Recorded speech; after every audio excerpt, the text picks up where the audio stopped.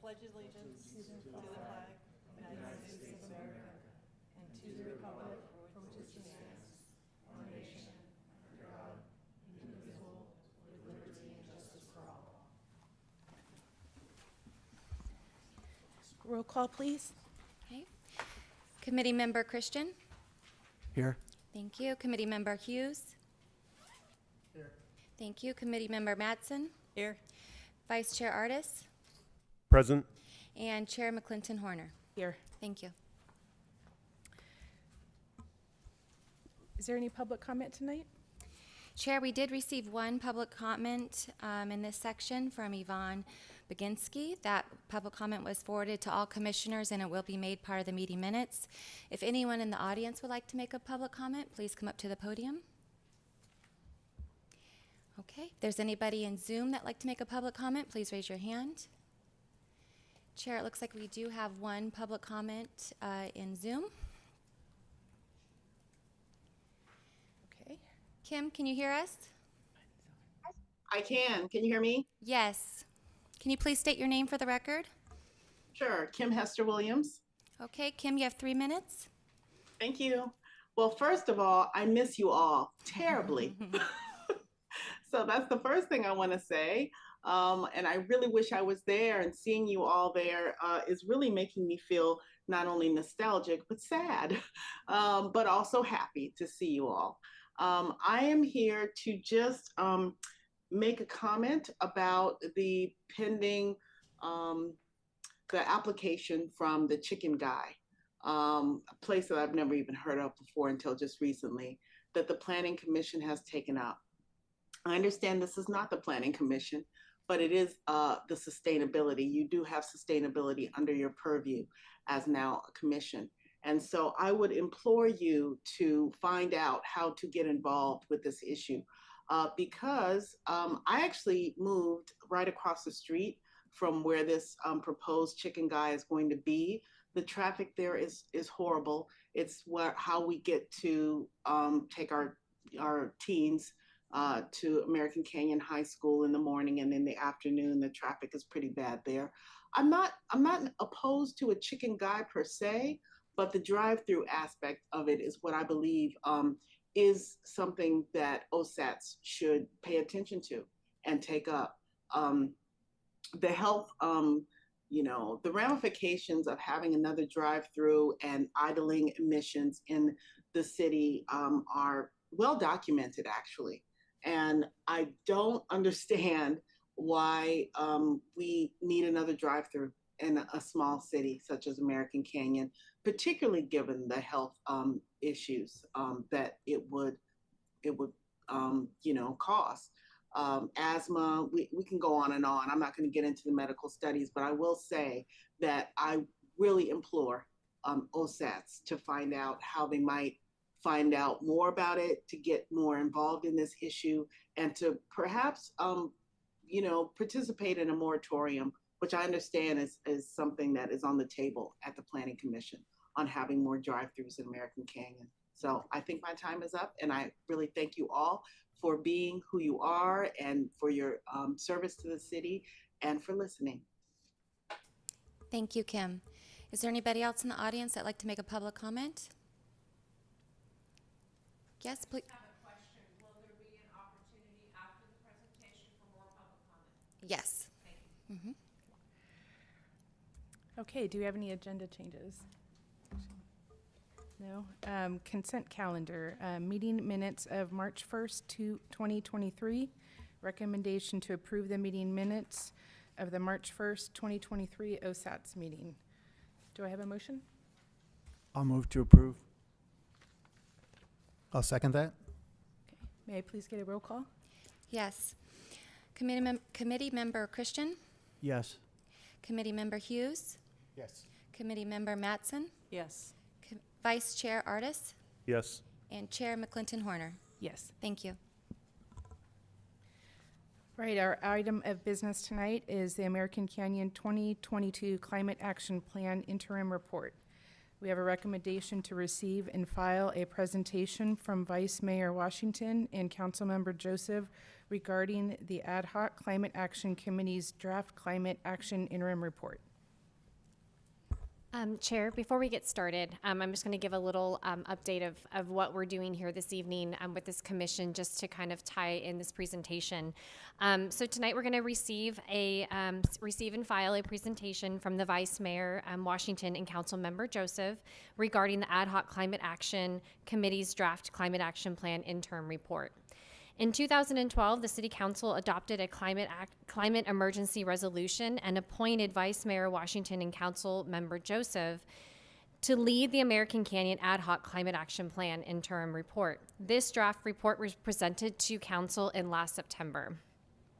With the creation of OSATs, Council would like to formally hand off the sustainability issues to this commission. As part of this process, Council is requesting that the Commission, over the next couple of months, solicit feedback from the American Canyon residents and businesses on the draft report and the climate emergency resolution, particularly the city's goals of being net zero GHG emission by 2030. To do this, the Council is requesting that the Commission to come up with different types of engagement that might be successful in obtaining a broad community-wide input and support. This information will be compiled and presented to Council. The goal is to determine what level GHG emission is acceptable to the community and what action they will need to achieve it.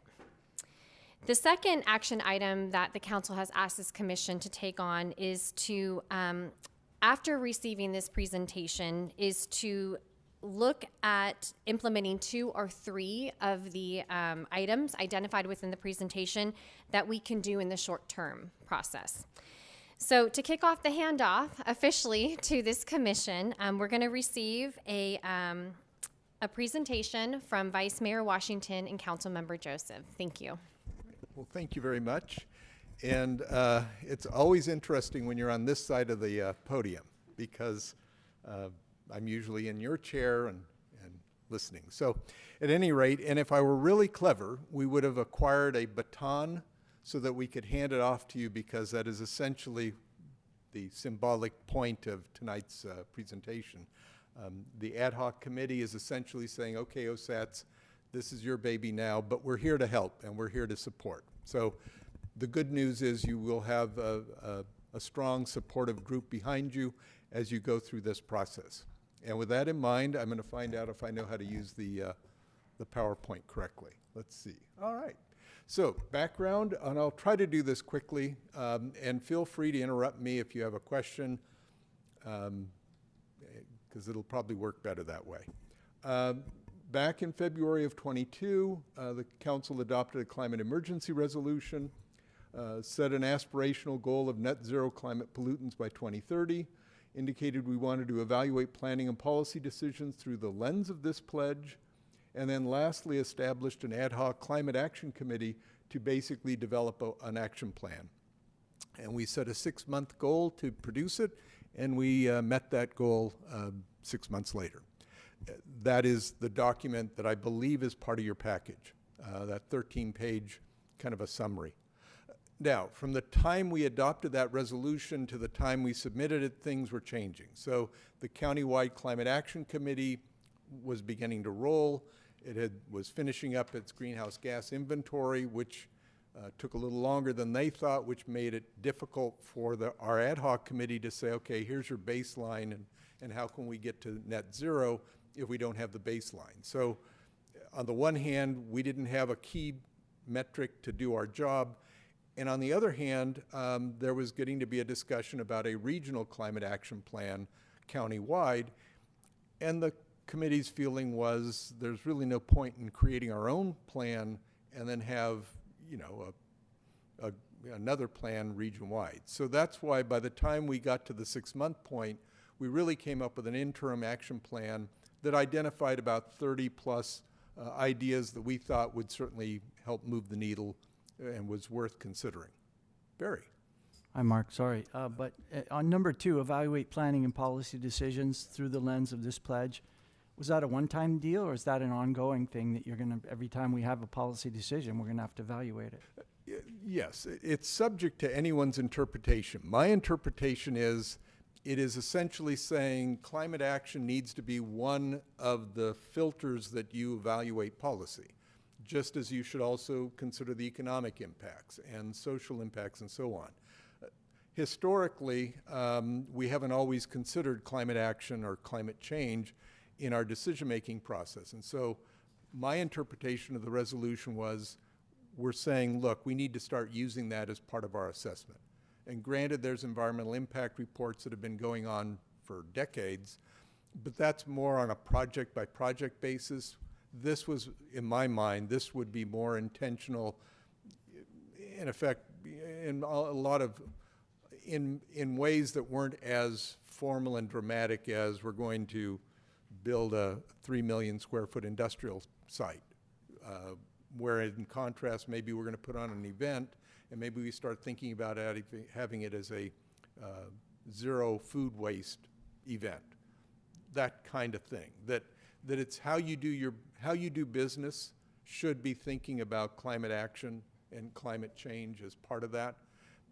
The flip side is it isn't the only filter. I mean, and I think there may be some misinterpretations that it's the only filter you should be considering, and that I don't think is as valid, just as it would be invalid to say only consider how to make money and don't worry about the consequences. So it's if I get me off on a tangent too far, and I'll start talking about the philosophy of policymaking, which is you consider as many perspectives and points of view as possible.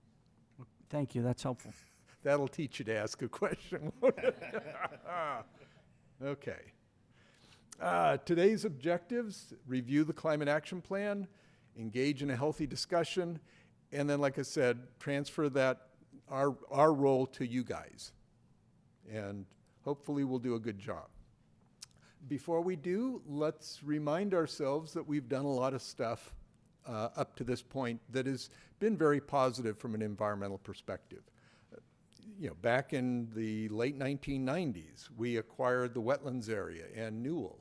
That open space acquisition, I think, helped set our identity. I think it also helped give us some resources down the road to do a lot of things that will be beneficial, particularly in the area of carbon sequestration.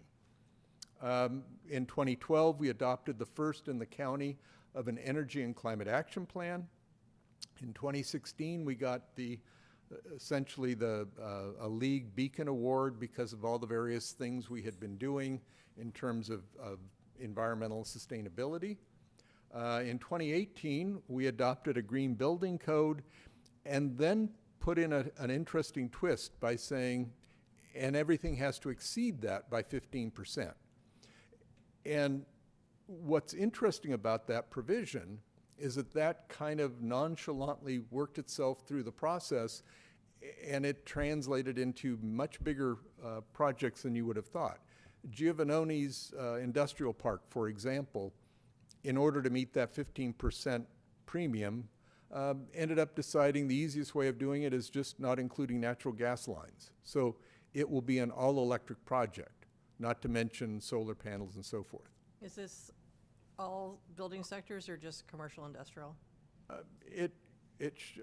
Well, Brent Cooper would know the Okay. right answer, I just but I'm wanna know. going to guess that it involves anything associated with whatever's impacted under the Green Building Code. Okay, But so, the answers I don't know for so sure. Brent would be the one to ask what's in it. Yeah, Okay, to thanks. clarify. So Giovannoni is a all electric. Watson Ranch, the apartments, the affordable apartments will have natural gas, but everything else, Terry has decided to just go all electric. And so you're beginning to see, without an obligation, developers are beginning to say, you know, the trend is moving towards all electric anyway, and I think some of them are seeing it as it, you know, solves one headache and it helps in compliance. But the bottom line is that provision alone began to move the needle in ways that will benefit us down the road. We also have been engaged in active transportation with Safe Route to School opportunities, the Vine Trail, our support in the Vine Trail. The NG project in the city back in 21, in which we installed solar panels at the wastewater plant and elsewhere upgraded our lighting, upgraded our energy efficiency in the buildings, all of which actually saved enough money to pay for the cost of the upgrades. And just as another aside, the nice thing at the wastewater plant, and I think our maintenance and utility director can probably validate it better than me, because we have those solar panels and some battery backup, we have the capacity to shave some of the peak demand off of our energy consumption, which comes in handy when there's a lot of heat and demand on the system. And that's just one way in which we are doing the right thing environmentally above and beyond just being able to upgrade our systems. And so that's just an example of what you can start doing once you do things that you're doing for the right thing, then gives you some operational benefits that can pay off down the road. Gas station ban that we're all aware of back in '22, and we have been a part of the County Climate Action Committee since day one. And that committee is wrapping up its greenhouse gas inventory. That is to say, they're finishing up their methane and their carbon sequestration add-ons. And they are now exploring a regional climate action plan. So a lot's been happening. Now we move into the guiding principles of our action plan. First and foremost, it should be data-driven. So we talk about having a dashboard of data elements to track our progress. And some of those are monthly stats, some are maybe quarterly, a lot will be annual. But the idea is assemble all those critical data points in one place, preferably on the city's website somewhere, so that every month you can monitor and say, how many new solar panel installations have we got? How many new batteries and how many electric vehicles and EV chargers and so on, so that you can track whether or not we're moving in the right direction. We can't afford to do a greenhouse gas inventory every year, but we can use these data points to basically tell us we're moving in the right direction, and that's important. The second big principle was public awareness and education. A very big push that the committee made was, government shouldn't be, imposing this and that and everything else, that we really need to educate the people, because if everybody gets it that a more plant-based diet, for example, is better for your health, better for the planet, you save money, and so on and so forth, trying to impose that by saying, since we've decided this is the right thing to do, we're taking your hamburgers away and getting all the political pushback that you can imagine, educate everybody on the benefits, encourage them to just, have one less steak a month, or, just gradually move in that direction. And that's an example of awareness and education is far more persuasive in the long run than trying to implement things that are mandatory. And then lastly, lead by example. And in particular, lead by considering the actions in the interim action plan. Now, there's 4 target areas and 34 specific actions that I'm going to just whiz through, because if you thought I've been going on too long, just imagine me explaining 34 things. So very quickly, I went in the wrong direction. We have a little greenhouse gas inventory, so we wanted to point out that the big blue thing is transportation, followed by building energy, solid waste, and all others. So as you can see, if we impacted, if we could swap out all your cars for electric cars, you would make an incredible impact on our total greenhouse gas inventory. Whereas if you altered all of our agricultural waste, it probably wouldn't make much of a difference, just because of the percentages. The solid waste, the red one, that's an interesting side story. I think, near as I can tell, and Yvonne isn't here, but she was looking into it. There was a quarter in which we had an incredibly spiked amount of solid waste, and that just happened to be the time frame that this inventory was looking at. So I think solid waste is unrealistically high. I mean, for example, the numbers showed that we have more solid waste than the entire city of Napa. And although we may be full of stuff, I don't think we're more full of it than Napa.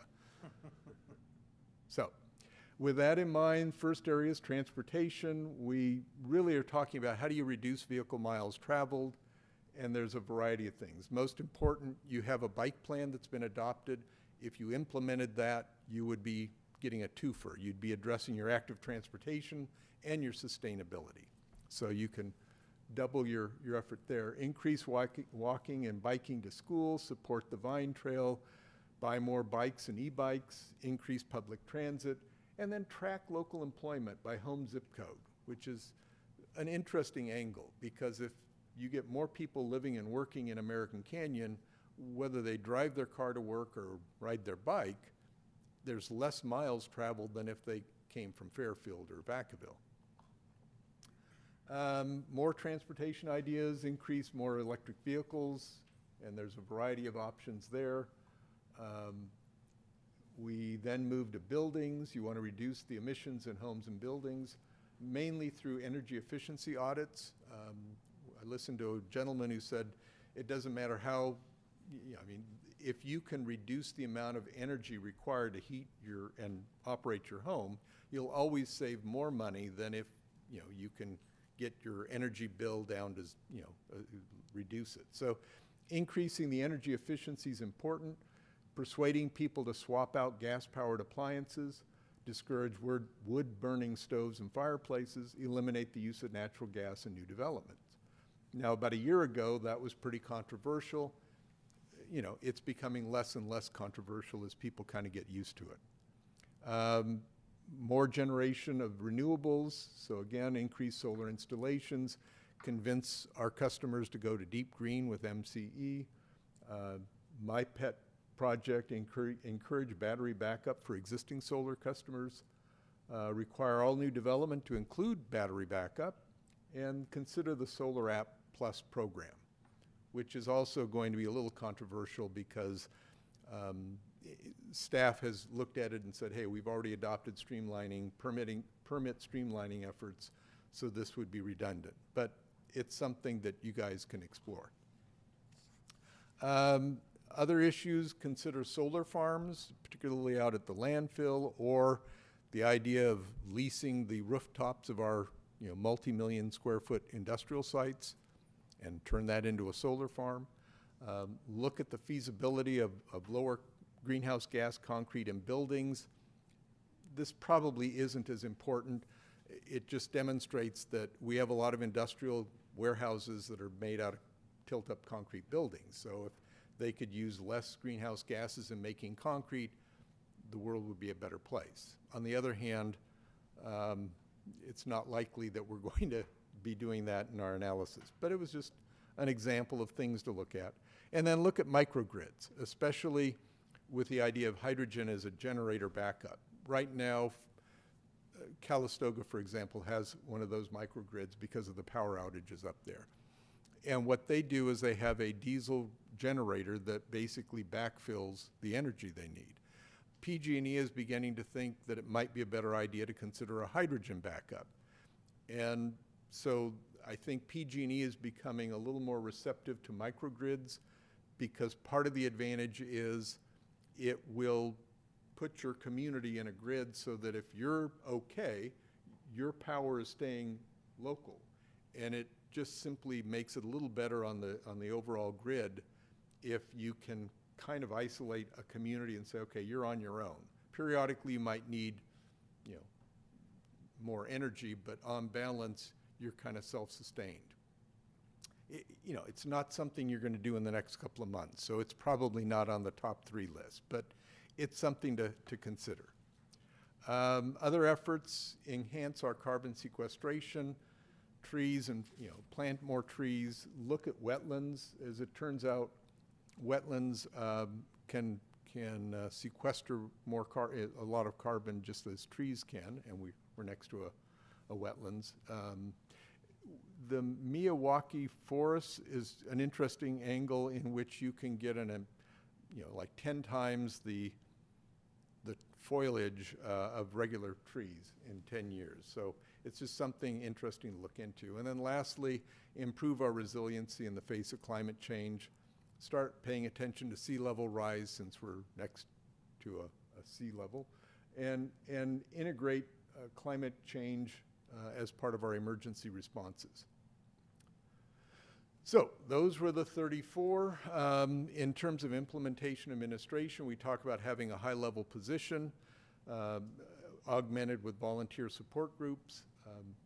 Also look at financially the recognition there needs to be some general fund support for this, but also rely on grants. There's a lot of federal funding that's been adopted since this started, and we need to take advantage of that. Consider a climate impact fee, just similar to the net zero water fee or footprint. Monitoring, the idea is that's where that dashboard would kick in. Advocacy to monitor state, federal, and local actions. And then marketing, which is primarily outreaching to the community, schools, nonprofits, the faith community. And in that regard, the Napa County Climate Challenge, I call it an app, but it's really kind of an online, I don't think there is a mobile app for it yet. It's a desktop. And that is really a great mechanism because you can do the inventory and find out what your footprint is. It gives you, I think, some 70 different ideas of what you can do to improve your situation. And then there's a team component where you can be part of a team and your team can kick butt on the rest of the community or the rest of the schools. It's been very successfully implemented at our high school, and you know, we're getting a lot of, you know, I think 800 students have engaged, or have I got the number wrong? Oh, okay. So there you have it. So it's, so. Councilman Joseph? Yes. Are you aware if there is any public or, I mean, federal or state funding available for any of these programs yet? Well, there probably is. And I say that because in the last Congress, we adopted the, the bipartisan infrastructure law that provided a lot of funding for electric vehicle charging networks. So there's now funding that we should be taking advantage of to make sure we have EV chargers in town. The Inflation Reduction Act, I think, had $350 billion set aside for climate reduction. So the answer is yes, there's getting to be a lot of federal money. And part of why I'm personally pitching that the city consider a full-time program coordinator is because you could pay for that position, maybe not in terms of the city's revenue stream, but in terms of bringing in rebates and cash grants for this community that could certainly offset the cost of that position. So the answer is yes, there's a lot of money, and that's just the federal level. There's state level as well. There's the Napa Working Families Group is working to kind of assemble all of the various federal funding opportunities and programs and their notice of funding availability and all that, which can also be of some value. And it gives you the ability to kind of drill down on you know, dozens of different programs and figure out which fits us and how can we take advantage of it.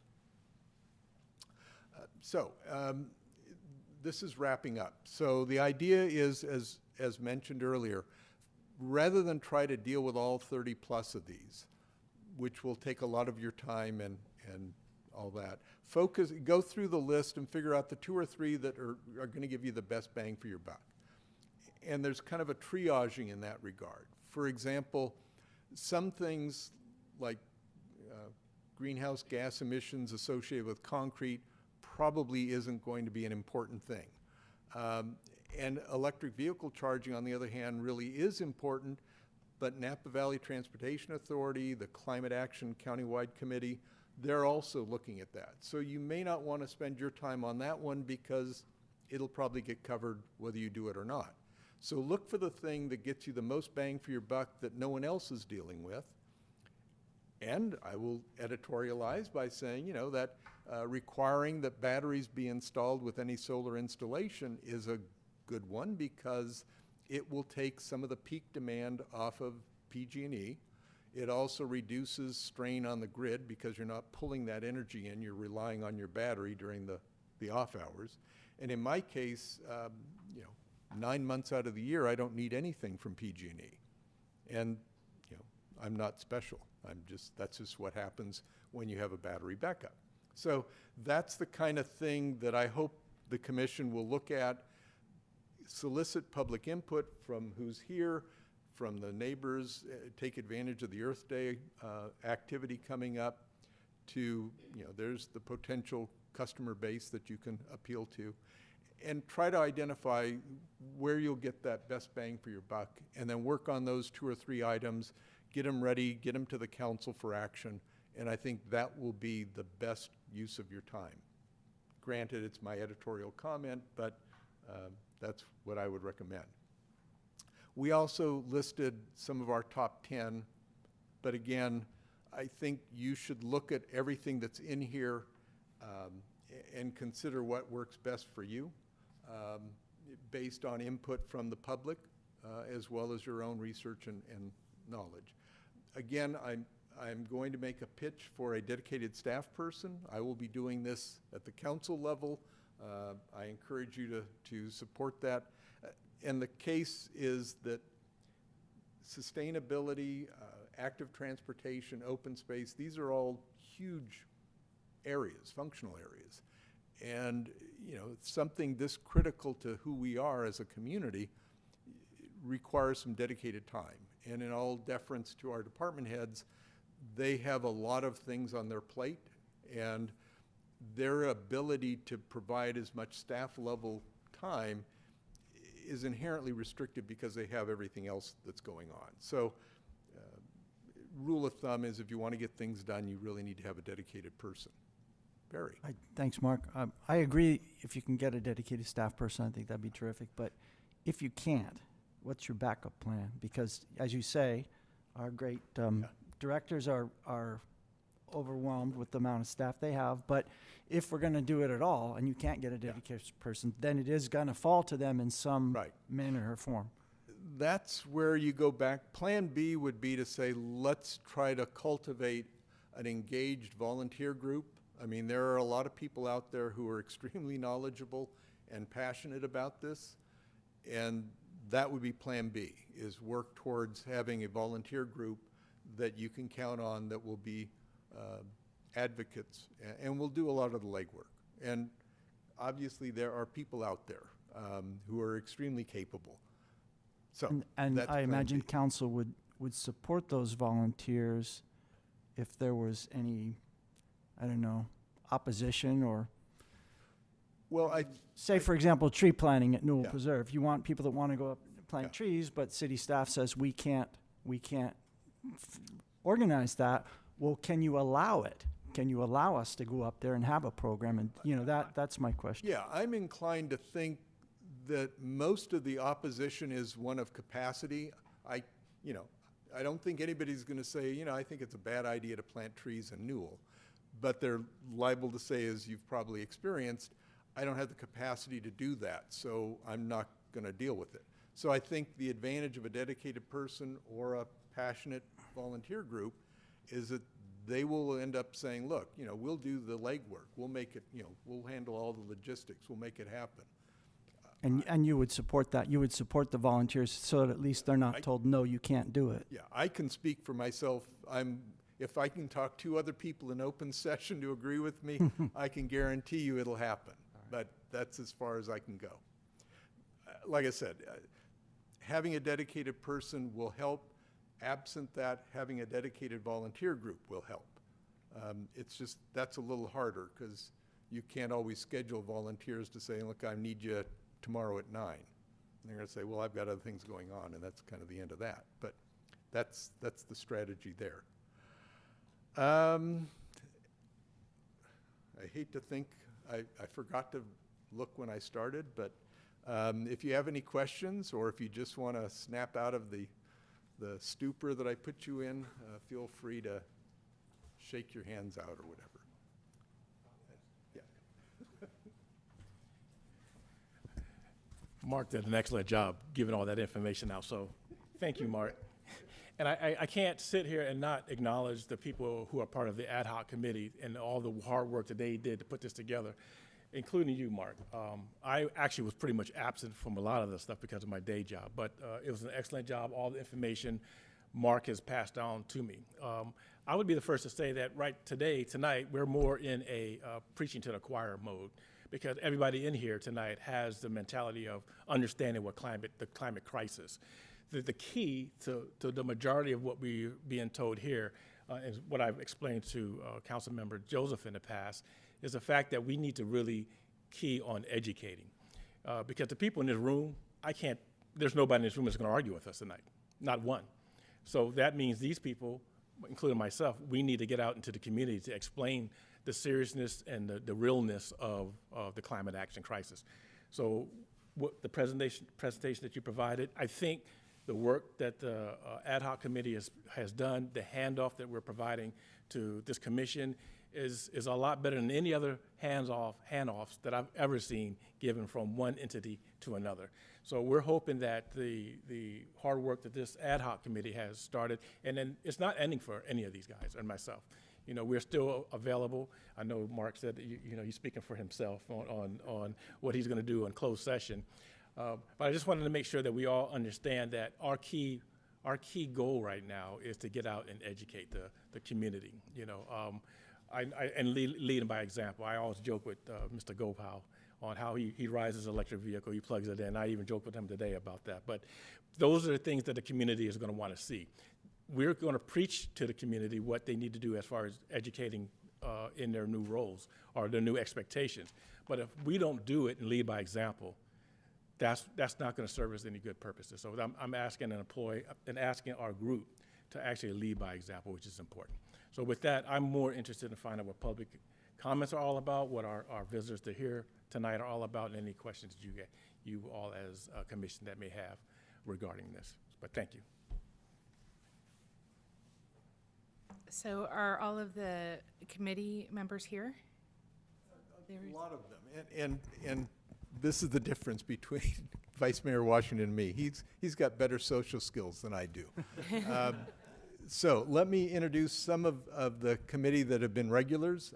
Jim Wilson, in particular, Linda Brown, Chris Benz, Gopal Shankar, Kara Werner.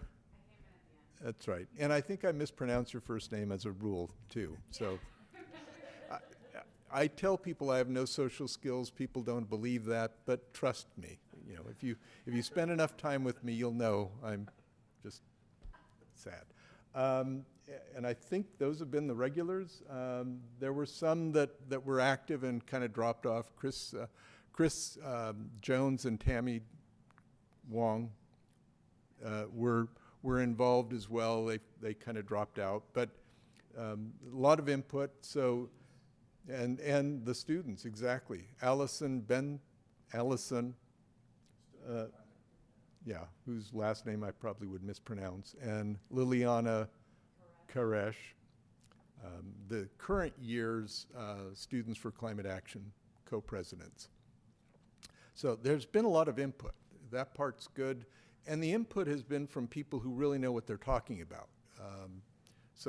I think the document is handy. It kind of summarizes a lot of the stuff, so you don't have to go spending all your time researching. But like I said, the important thing is to focus on 2 or 3 key issues. The important thing is to encourage, like Vice Mayor Washington pointed out, encourage the public to engage. The Climate Challenge is a great venue. The Earth Day event that's coming up on April 22nd at Wetlands from 10 to 12 will also be an excellent opportunity, because that's an event that's going to draw the people who are most likely to be receptive to that kind of input. So it's an opportunity to have a survey. So when people show up, you can say, hey, what do you think the priorities ought to be, and so on. All right, thank you. And just one more thing. One of the things that we look for on the council also is that we don't want to have a report where we say 15 people said.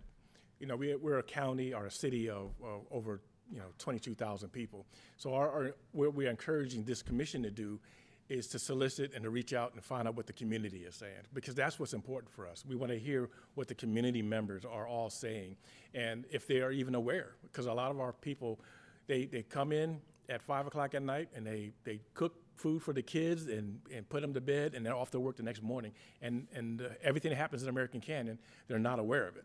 So we want to get those people. We want to get those people involved to kind of give us the input. And if it's something that we could do from our social media platforms, I'm willing to do it, to send it out, to get the people who follow all the pictures, the things I put out on social media and comments, because I want to hear them come back and give me their feedback. Because right now, if we just rely on the people who are in this room right now, we'll never get an honest feedback. And that's what we want from the council, and that's what we're hoping the commission will be able to do, to provide, hey, look, we got about over 16,000 people responding to their concerns about climate crisis and their concerns. To us in the council, that's more valuable than saying that 5 people said something in our city, because 5 people don't really represent our city. So that's what we're looking for. So that's important to the council. Thank you. Do we know if there's already templates for questionnaires? Do we know if there's any templates for questionnaires available, or has that been thought through already?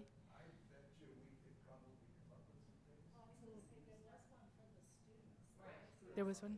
Okay. Can we, if people are talking, I think we need to have them, sorry. I'm so used to being Good chair. point. No, go ahead. Be good if Hey, we go to the. We do it when we're on the council, so No problem. only fair. Chris makes a good point. We developed a template of a questionnaire on climate action that we sent out to our students, so we can take that and probably tweak it a little bit and certainly have it available for Earth Day. Trying to think, hard copies would be a lot of paper, but we could probably do some kind of a QR code that gets you to an online survey or something. Yeah, so that is a good suggestion. We will work on that and have it ready for April 22nd. So there you have it. Just responsive as all get out. Okay, you have committee member comments. Nance, So or questions? I read this report when it came out, and I was really excited. And I was like, who are these people that did this? And here they are. And so I'm wondering if there's, the Climate Action Now app, I'm wondering, could that serve as this questionnaire at Earth Day? I haven't used it yet, so Gopal, I don't know, sorry.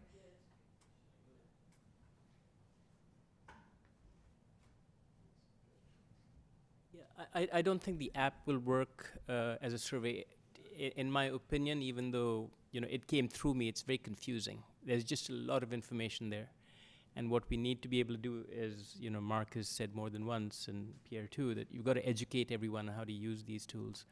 So I think among the things that will make sense to do is for the folks who kind of know, and we've experimented with this for some time, is to identify the low-hanging fruit that everyone is going to benefit from, particularly low income, right? So if the benefits accrue to them first, or we focus our attention on them, an example is hot water heat pumps.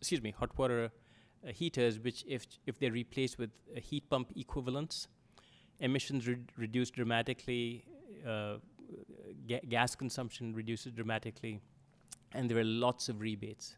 They'll be covered, entirely by PG&E, or most of it will be covered by PG&E, MCE, and BayREN, right, depending on income category. Are those rebates for low income specifically, or for There anybody? are, right. So again, this was a question I think you asked about federal and state monies. There's a ton of money coming down the pike, but it's not and it is directed towards disadvantaged communities. So to the extent that you have people who you want to target that way, many of these measures will be paid for, completely or heavily subsidized. But anyway, I've digressed like that wasn't your question, but I have a lot of information to share, but we're all here available as resources if you need support. So another question I have is, what has the city been doing now that we could possibly help with? I mean, are there city programs that are already in place? Where are we with that? I mean, I look at the long list, I'm like, this is Yeah. all great, but are there things that we can build on that the city as a whole has already done? Well, I think staff can probably elaborate better, but some of the things we've done is we entered into a ongoing leasing arrangement with Enterprise, and part of that is to slowly but surely swap out our gas vehicles for electric ones. I think the F-150 Ford Lightning, everybody wants that, and I think we're on some waiting list for that. I don't know, Felix, you may be able to. Yeah, thank you, Councilmember Joseph. So what we're doing is the F-150 Lightnings were consistently back ordered. So we switched it up. We wanted to get some vehicles. We recently ordered some GMCs. So we have 4 electric vehicles, trucks on order. We have several hybrids that we've taken delivery on, and we have others in the queue. And also not to backtrack too much, but as Councilmember Joseph spoke to, a dedicated staff member, currently the Environmental Services Division is already tracking sustainability pieces within the city for components and projects that we've done, like the solar project and microgrid. We also have in the framework a sustainability coordinator, which we're working with City Manager Holly on. So we're already moving in that direction on how we track and report out. And then other projects that we're currently looking at is a significant project is creating some biogas at the WRF. So expanding the treatment capabilities to be able to treat high strength waste, turn that into biogas and create electricity there to be used on site. Which it's moving forward. We're going to have an update to council here in the next few weeks on that project. So we're really excited about that. And like Councilmember Joseph had mentioned with the solar project that we recently completed, we do see a significant offset at the WRF, which is the main user of electricity. And at the water treatment plant where we installed solar as well, we've seen a significant reduction in electricity used on the grid. In fact, it's sometimes those solar panels are able to sustain the entire operation there, obviously during the summer months. So that's what we got going on. This is on the radar, so we're moving forward. Yeah, and in addition, I believe Jen is going to come up here and talk on behalf of the It's so tall. communications team. It's too tall for but me. there's quite a few things that we are pushing out through our social media channels, and Jen will elaborate further on what we're doing to get the word out. Yes, I just wanted to do a shameless plug for communications. I'm sorry, I Wait, literally can't see over this thing. Jen, we have another. Raises and lowers? Yeah, I didn't know that either. you just press a button and it goes up and down. Okay. Oh, okay. For little people like me. Powers, no one else can do it. It's my magic wand. So good evening, everyone. I'm Jen Kenzenbach, the city's communications manager. I just wanted to chime in, and one of the ways that you and the community can really help is obviously following our social channels, sharing the messaging that we're sharing, this the climate, I'm going to forget the website now, the climate challenge that's been talked about quite a bit tonight. We've been pushing that like crazy through our city manager update and our Facebook posts. So if you follow our pages and share those things, that will help get the messaging out as well. If you don't get the city manager's update, you should, hopefully. So if you don't, check our website, and we can get you signed up for that. But just helping us share messaging from you as trusted ambassadors in the community is going to be really helpful. Yes, and the website is napacountyclimatechange.org, and we / American Canyon. Yes, and we are partnering. It's a joint effort with Brighter Future for American Canyon. So there's actually a specific website that's actually tracking all the things that we're doing. So it's a great resource. So that's the other way you can help is go join that challenge and tell all your friends to join too. And Thank then one last thing from the Parks and Recreation side of things, we do have a vacancy within our department where we are going to be looking for an open space coordinator to help with the sustainability and active transportation as well. So that is somebody that we are looking to hire to bring onto the team to help us with that. Hey, I'm not really that He was tall. having to bend down, so I thought I'd put it back. There you go. I'm old and I'm just hunched over now. We have a commissioner comment or question, Scott? Given transportation represents almost 59% of GHG emissions as of 2022, then an initial surface level priority, I agree with you, Councilmember Joseph, should be in the transportation source, because even by 30, the projection is still indicating transportation will be about the 48% of total emissions. But also, since the city is adding more housing and multifamily residences, will this not increase emissions, and maybe we see a spike, at least for the short term or medium term, until electric and hybrid vehicles are more widely replacing combustion engines, especially with all the projected population and household increases that were cited in the report for 2019 to 2030 for the city, which was hovering around 30%. So this leads to increased traffic, increased idling, and increased emissions. This also can bump gig economy positions, delivery services, work travel, and I didn't quite find the details of the source of the data in that Napa County regional greenhouse gas forecast, because I was curious what type of jobs of the 6,200 that were projected will come to American Canyon, and is that expected or targeted for certain levels, like entry-level professional positions? Does that skew entry-level or service-based? Because I think all of that, too, will determine and potentially impact the availability of working local versus commuting, especially as we're seeing right now a return to, say, office or hybrid situations. Well, number one, I don't know the details, and I don't know the staffing analysis and so forth, so I'm at a loss there. But arguably, I think as a strategy, I think you make a good point, that we need to begin building our community from the perspective of how do we get ahead of the curve. So, for example, one of the issues we talked about in the council's retreat a week or so ago was to begin focusing more on a job housing balance. That historically we used to be, Mare Island used to be the primary job base, and we all, worked there, and so it was a short commute. Mare Island goes away, and at the same time, we literally doubled our population by basically bringing people in who already had jobs in the South Bay or somewhere, and just came here and became commuters. So overnight, we kind of turned into a bedroom community, which I happen to find not as ideal as a more traditional one. So what our strategy needs to be going forward is begin tracking how do we link jobs created to homes here. The mayor likes to talk about how Redwood Credit Union has built their corporate offices and expects to have 700 employees in the airport. If we can figure out a way to make sure all of those new employees get a house or an apartment in American Canyon, you're talking about a 5 or 10 minute bike ride to work.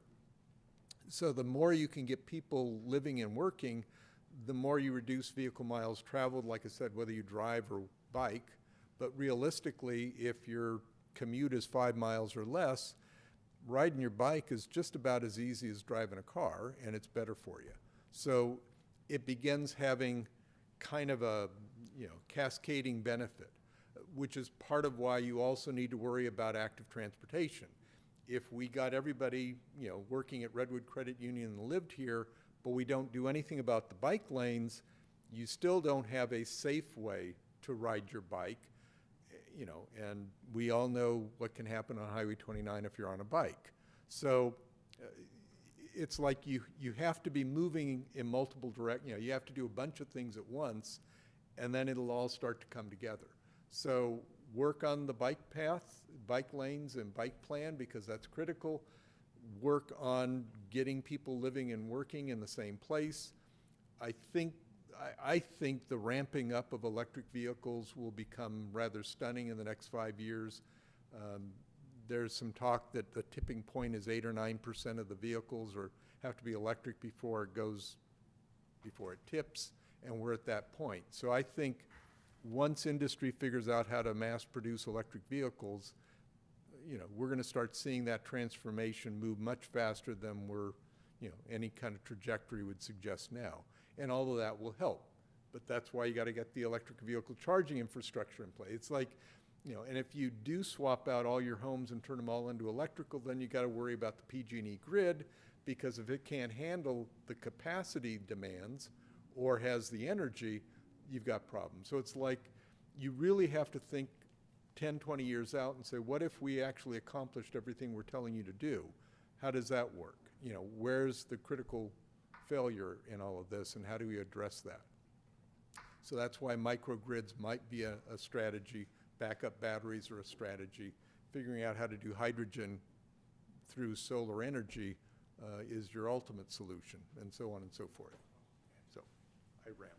Oh, no, you're good, you're good. And I want to add to that, some of the things that we also got to consider in this, and I deal from a corporate standpoint, is behaviors. You know, we got to again, educate, change the behaviors from the end users. Okay, big company, Genentech I work for, all of their buses that they transport all of the employees are emissions free. So again, we could learn from taking some examples from other places. And if we have the building, like the mayor had mentioned about the credit union, you know, going back and forth, you know, obviously you can't ride a bicycle in the rainy months, but if you have electric buses or electric vans that these companies that we are encouraging to come here to say, look, you know, we want you to invest in electric vehicles so you could pick up the employees, to keep the employees off the road. So again, it's a mindset, it's a model that we got to come up with, and then we got to change the behavior of people's mindset. So it's not just the council coming up saying, we're going to change it and now everything's electric. It's not that way. And we see it happening rapidly. You know, it's whether you know it or not, there are a lot more Teslas and electric vehicles on the roadways today than there was just a year ago. Okay, but we also got to supply them the means. I just took a trip. I was just telling Mark the other day, to LA, first time in the Tesla. And I got over my range anxiety because Tesla told me everywhere I needed to stop. I stopped at places that I would have never stopped at before, but I had no problem getting there, had no problem getting back. So again, that was an educational piece for me. Again, it's us getting out and educating the public. Hey, look, this is how you could buy in. We got to realize that people are afraid of change, like any other business. You know, change is scary. But we got to show, and again, lead by example, that hey, it can work. And this is the benefit to you, our community. But there are ways of doing it. So I do like that part. I think we all need to play that role. And I like how Jen, she's gone, but Jen has says about the social media piece, because everybody's on it. And if they see things are succeeding that way, that's to our benefit to make it happen. Yeah, thank you. Yeah, and I think something you just touched on too is the behavior component. And the ways of engagement, and I'm not sure exactly what's been done so far, but I know just from myself and seeing colleagues and everybody else that people are busy, they're commuting, and this is what you touched on too, is they're tired after work, they're beat down just from rising costs, so increasing engagement requires them going somewhere, and so or us going to them, and so just even posting on social media doesn't always get there, and so for my day job, I mobilize people to take action for things like this. I go to them. That's where they're expecting us to find them. We don't need them to come to us. We want to go to them. And so, especially if we want that response. So if we want people to be able to comment, it's more than just putting it out on social media, but it's making sure that it's a 10-minute survey on social media or an email or SMS text messaging. We don't want it to be overburdened with too much stuff, otherwise they abandon it. Weekend meetings, town hall, after working all day, engagement is going to be low, just as you were talking about, because they come home, they got to do their family stuff and they want to hang out. Survey stations at the wetland, again, go where people are. Partner with local businesses for like a prize or something to complete the survey. I mean, you may win a fruit tree donated by somebody or whatever to get them to have that engagement and a buy-in, or a local gift card that they can spend here in American Canyon. But it has to mean something to them too. And I think, as it was also said, maybe not so much on concrete or things like that that's going to do that, but maybe stuff that is improving the observable quality of life here that is going to be important, because not only do people want to see so you can, and this is stuff that I've done out in the world as well, is I can do restoration projects, and some of these things are really long-term restoration projects. You can have volunteers come out and help with that, but they don't always see the change that's happening because it's such a long-term project. So oftentimes is built in with those is a structure and a process to have an immediate gratification or a semi-immediate gratification that is maybe not the big attainable goal that has the big knocking off 10% or 20%, but just a couple percent, so people can see that that's a benefit and that they helped create that and help make that change. I think so those are important tactics as well in creating a solid program going forward with that. and because they can see the change, again, as you were talking about on social media, they see the change, they can feel it, and that helps propel stuff forward and get people engaged with those things. So I'm looking forward to seeing that and hopefully contributing to some of those things. Great discussion. We also have a question from Commissioner Barry. Yeah, maybe not a question, a comment. I just talked to Jen Kansas back about publicizing Earth Day Napa, because we have our American Canyon Earth Day Napa the 22nd of April, but Earth Day Napa is the 23rd. And Jen's terrific. She said, I'll just put it on there. You don't have to mention. I was going to, but I have this, so I'm just going to say it's put on by ECNIC, that's Environmental Education Coalition, Napa County. The money raised goes to school bus trips for environmental education. It's an informal coalition. Friends of the Napa River is a nonprofit 501c3 financial sponsor. I attend ECNIC as Friends of the Napa River board member. Chris Benz and Gopal are both on ECNIC and attend that and help put on that Earth Day. Ours in American Canyon is 2 hours. Theirs is 4 hours long, so twice as much. But they don't. It's 11 to 4. No, 5. It's 10 to 12 here on the 22nd. We do have a volunteer opportunity that day as well from 9 to 12. So it's depending on what you want to do, there's quite a few things going on here. So thank you, Yes, Barry. but we don't compete. I mean, you can No. go to both or either one, and it serves our purposes, because if we're trying to educate, getting people up to there, they have over 70 exhibitors. They have beer, wine, music. So I encourage everybody to attend, but Jan's already taking, she says, yeah, I'll put it on there, no problem. So that's terrific, and will help. And it'd be neat if the city could have a booth up there and do some of those surveys, because there's going to be a lot of people. I don't know, a few thousand, 3,000, 4,000? 8,000 people, yeah, and it's a great event. So just wanted to put that plug in. Our event here on that Saturday is going to have healthy bites. I'm going to work with the high school cafeteria and try to get some nice, healthy vegan appetizers, which, in my opinion, is equivalent to beer, wine, and all the other stuff that Napa could have. Well, I think we've got some vegetarian food trucks coming in there too. So I may be wrong, but that's just my opinion. No, That was- I think it's great. Obviously, we want to get American Canyon citizen input, which is more likely to show up at wetlands on the 22nd. But I think it's a good idea to go the next day to Napa and compare and contrast and steal good Thanks. ideas. And the next thing I had was I was going to present this as a item for future agenda, but it directly correlates with this, so I'd like to present it. And I apologize for not using the electronic messaging that I had gotten. Somebody had told me about that, but I didn't find it in the email the first time around. But I found it today, so I'm supposed to submit these comments electronically, and I will do that at the next meeting. But I wasn't prepared to do it this time. Barry, we're going to have time at the end of the meeting for commissioner comments. I'm not sure. Oh, Is this okay. the Well, this the is report on the tree- meeting? No, this is tree planting. This is, so the thing about trees and climate change, it takes 5 years, 6 years for the tree to get up. If it doubles every year in size, it's going to take 5 years or 6 years to get as tall as me. But once it's as tall as me and it doubles again, it's 10 feet, 11 feet.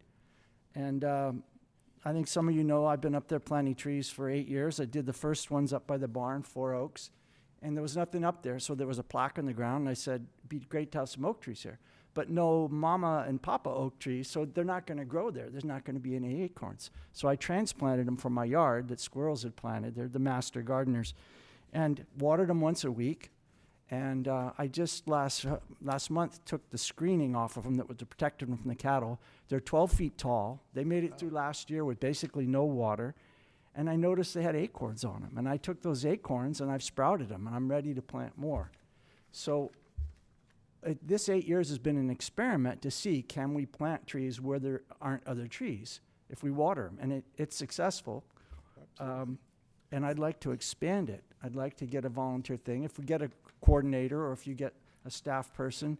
But this is a volunteer effort. And I've kind of stayed away from trying to expand it because I wanted to make sure it worked and I wanted to learn it. But I'm ready to expand it. I think I have permission right now to replace trees, but not permission to plant any new trees. And I'd like to get that permission, expand this. And a lot of this was done with RCD, community planting, the scouts planted. The city had some planting up in the upper wetlands. So it's been supported, but I'm the one that's been watering them. And the city's been very good to supply water and support me on it. But it's been under the radar, and you guys have left me alone, and I appreciate that. But I think it's time to expand it, and it goes along with this program. So I'm asking for that to be a future item to how can we do that? Yeah, and I would certainly agree. That is one of the items that's in the list, so you're certainly on point there. One of the things we discovered just recently is that, I'm sure I'm pronouncing it wrong, Miyawaki Forest, which is named after the person who came up with the idea. But it basically involves planting what would become grasses, shrubs, trees, little trees, bigger trees. And in doing it in a certain manner, in a concentrated effort, they grow better together than if you just plant a few acorns. And I think that the pattern has been the first 3 years you have to provide some water and weeding and maintenance, but after about 3 years it's self-sufficient, and in 10 years it produces the carbon offsets of 10 times that of typical planting a half dozen trees. So there are techniques all within the context of planting trees where you can really maximize your return, because Jim Wilson is quick to point out, I think one 200-year-old oak tree sequesters more carbon than 5,000 acorns, little trees. So it speaks to the point that some of our old oaks really need to be preserved as much as possible, because they're already doing an incredible job, and all the tree planting in the world is like a 20-year investment, but you're not going to get the return for, like you said, the first 5 years. It's just, I think 10 years, I think you'll get it. And the thing is, we need to start now. I don't know how much effect it may not have as much effect as all electric cars and that, but it'll have an effect. Yeah, And we can do it with volunteers. And so to me, I want to get started. The trees do share like an underground network of the bacteria and fungus. It creates a colony under the ground, and the oak trees and we've been planting mostly oaks, and I'd like to get professional advice, RCD, and come in and tell us what's the best to plant here and how do we do it. But for me, it's time to expand it. No, I agree. I think that's certainly an issue, because there's really two pieces to the puzzle. One is reducing your carbon footprint, swapping your fossil car for an electric car. But then the flip side is you got to sequester some of that carbon as well. So trees suck up a whole bunch of good stuff. Wetlands apparently can do the same thing, oceans. So it's like you also have to encourage the mechanisms that absorb that carbon and sequester it. So you're doing both things. So, and we've got 460 acres to plant on, and we can Exactly. now we know we can plant anywhere where we can deliver water, so we can plant that entire preserve with trees. I mean, it would be something if those hills that are pretty grass hills now would become wooded fields. Would be incredible. So I think planting trees is certainly a key element. Figuring out how we can enhance our wetlands to further sequester carbon at that end, these are the kinds of things we need to look at. They may not be low-hanging fruit because they're a 10 or 20-year investment, but they need to be looked at just as much as battery replacement or battery backup and EV vehicles. All right. We've talked you out. Oh. Commissioner Nance? Commissioner Nance wants to know okay, so Gopal, you talked about low income and switching over to hot water heater, hot heat pump water heater, excuse me. I guess there's a lot of ideas out here. Yeah. And how it, policy-wise, in terms of the city, what should the city be backing? I think there's a whole public information that could happen. Mm-hmm. And the question is, do you go down one path? I'm assuming PG&E's got rebates. There's, what's the city's role? You That, know, that could be one of the Let's go. I projects. could It dive it into- isn't on this list, but a project could be just figuring out, becoming a clearinghouse for knowing where all these rebates are and what's available and what isn't. I mean, that's true value, because as Gopal will always tell me, you know, I may be a true believer and I think that, you know, the whole point is to save the planet, who cares about the cost? He will point out most people don't think like that. But if he can save you money by doing the right thing, that's his pitch. And it probably works more than my save the planet theory. Totally. I mean, I want to echo that. So I think you've already brought this up. The first most important thing is to survey your community. What I want for American Canyon and what American Canyon residents want may not be, you know, there may be no overlap. So start with them. You're right, and I think you said it, right, Mr. Artist. If people are really busy, just trying to live, they don't have time to do all of these things. So the pain point is usually money. And if you can address their problem that way, then everything else will fall into place. So for example, there are what I call super users, right, of gasoline. These are not wealthy people, but they drive a lot because they need to work. They should be, maybe if you can identify who they are, the first target for electric vehicles. Again, PG&E has rebates for used electric vehicles and you know, the tax credits, etc. So once you identify who that target group is, who you want to help, we're all there to help you figure out how, right, because even if you want to do it, then figuring out how to navigate this morass of PG&E's rules and MCE's rules and so forth, we can help with that.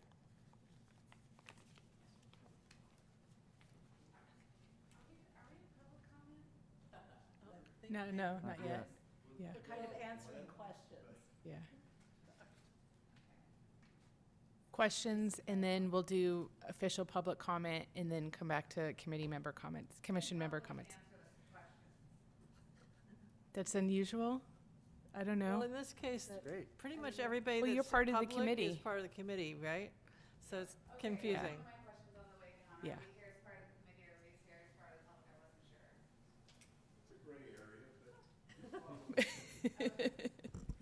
Hello, Commissioners. I'm Chris Benz, and I'm with Napa Climate Now. And I wanted to address some of the questions about outreach, specifically Nance's question, and I think Tara's too, about how do you get the information out to people about the rebates. So that's something that Gopal and I are on a team with Napa City Council member Beth Painter, working with Bayren and MCE to come up with a Napa County page on here's all the retrofit information, here are the people who can do it, here are the tax breaks, here are the rebates that we're eligible for. Because now when you go to look for that stuff, it's very confusing. So we're working on setting something up, and that would be something that American Canyon could put on its city page, you know, rebate information that would have like the local people that do it. The other thing I wanted to let you know about is I'm also on the Sierra Club Executive Committee, and in that role, Gopal and I put on a Drive Electric Mobility event in September, and it's been held at the Napa Valley College, but last September we held it at the American Canyon Walmart, because that's the second most visited location in Napa County. And we're planning to do it again. You know, it's bringing the information to people. So people bring their EVs or their bikes. Redwood Credit Union was there because they give loans on e-bikes and they give discounted loans on EVs. So that's an exciting event that we'll be asking you to be a part of this coming year. And then finally, I wanted to talk about, Nance had asked, how do you build on something that the city's already doing? And one of the things that American Canyon's just started working on is composting food waste with Recology. That has a huge climate impact because methane that's produced when food waste goes into landfills is like 150 times more warming than carbon dioxide the year of its emission. it's rated over 100 years, but it's long gone. So one of the things that Napa Climate Now did is work with our waste services to design bill inserts to encourage composting, bilingual bill inserts. But we've also written articles for the Napa Register, fun stories about composting food waste. So trying to always put that in front of people, because that action, it's so simple, you do it every day, and it makes a huge difference. And then just one last thing, I'm also on the board of Napa Green, which certifies vineyards and wineries for sustainability.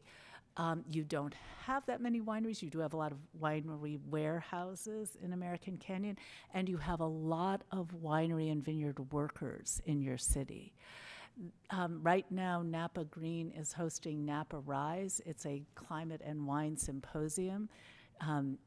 It's over 6 days, 6 half-day events, talking about all the amazing new technologies and programs that people are employing to reduce their climate impact, address social justice issues in the industry, and tomorrow's it's on water, how you save water in vineyards and wineries. But if you're looking for input from your community, ask your winery businesses. It's so exciting what they're doing. So that's my little bit for you.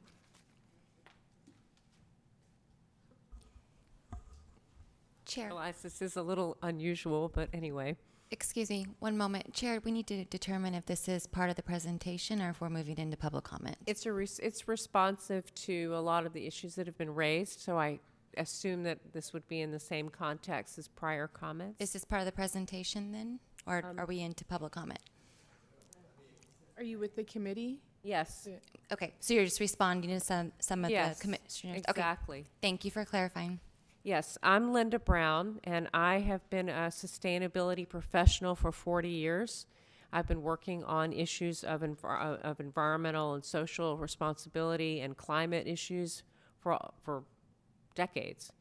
And the reason I'm really excited to see what you guys are taking over the mantle of this is because although my work is centered on national and international scale efforts as well as corporate efforts, I think that what we do at home is going to make such a difference. So one of the things that came up in Mark's presentation and in some of the comments had to do with the greenhouse gas inventory that was just completed by on behalf of the Countywide Climate Action Committee. And I do want to point out that what's not reflected there is the outsized near-term benefit of reducing short-lived climate pollutants. So when you're thinking about how you're going to get the biggest bang for your buck, it's incredibly important. As Chris mentioned, methane, when people calculated those numbers, the methane emissions, they're looking out 100 years at a 25 times carbon dioxide level. And without getting too wonky, they're missing the near-term benefit of reducing methane emissions, which is much higher when you're looking over the next 10 years or the next year. These are really valuable opportunities to have a big impact early on. But it's not just methane, it's also the diesel, there's a soot that is the black carbon, which is about 50,000 times more potent than carbon dioxide. That's something that we can do regionally. We can look at our sources of combustion of diesel trucks idling at industrial parks. We can look at burning of fields and things like that. So there's some things that will get a lot of benefit near term. And the other one is tropospheric ozone that you don't ever hear about. And that one is about 1,000 times more potent than CO2 as a greenhouse gas. And it's formed not just as a byproduct of methane, but it's also formed as a byproduct of NOx emissions combined with volatile organic compounds, with VOCs in the atmosphere, in the sunlight. And that's what our regional Bay Area Air Quality Management District just passed the new rules. You probably read about it a couple weeks ago, where they're going to phase out NOx-producing natural gas-based water heaters and furnaces around the entire Bay Area region, and this is a model for the whole country. The EPA was out there endorsing that. The CARB, the California Air Resources Board, was there endorsing this. And what they're saying to all of us is they're not allowed, Bay Area Air Quality Management District is not allowed to set climate policy. That's the purview of the California state body.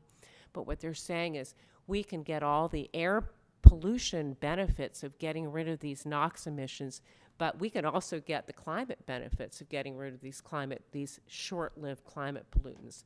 So as you're thinking about how to prioritize within this committee, wherever you can cut those short-lived climate pollutants, whether it's in housing through your already scheduled, new construction, like the Giovannoni project you just mentioned, they're going to go with the electric and not go with natural gas infrastructure, whether it's with maintenance, scheduled maintenance, wherever you can think about getting those short-lived climate pollutants down, you'll benefit the local community from a health standpoint as well as benefiting climate. So biggest bang for the buck is really looking at those short-lived climate pollutants and simultaneously doing the things that you're talking about in terms of carbon sequestration. Thanks. Thank you.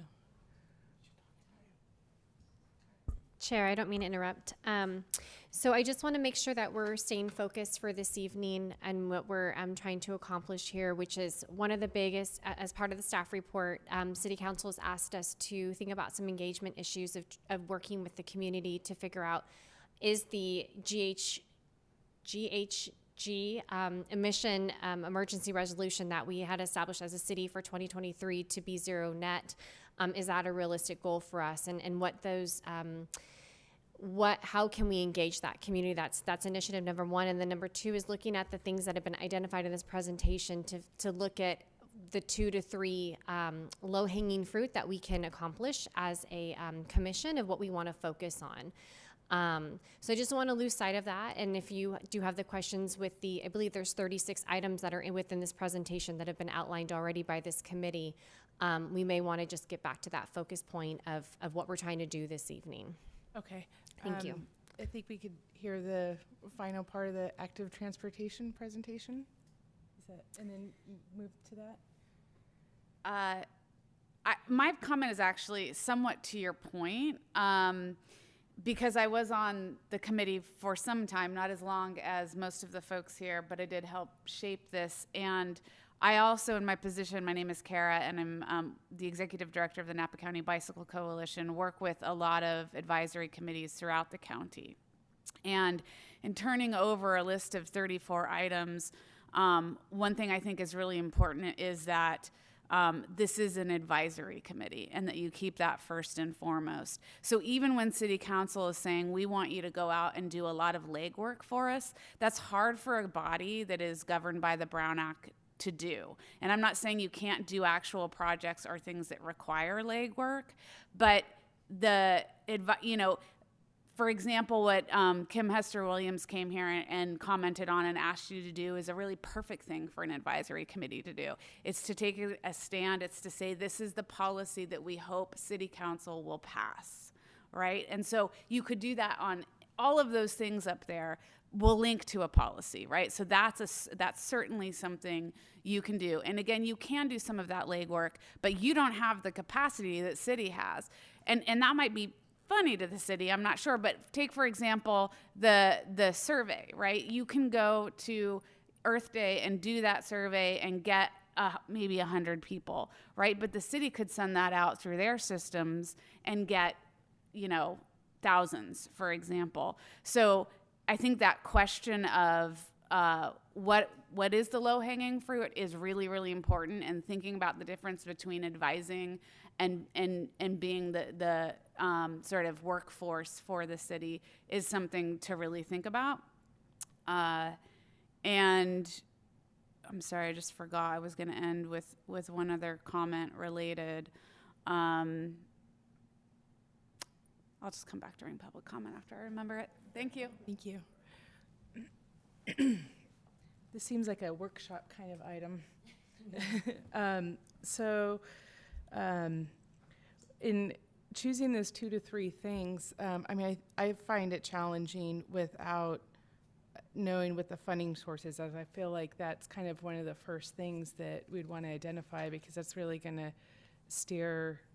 I think that's a very strong point. You know, it could definitely impact. Absolutely. And keep in mind that we're just starting this commission, right? This is brand new to the city. We initiated our fiscal year 22-23 work plan. We're going to be moving into fiscal year 23-24.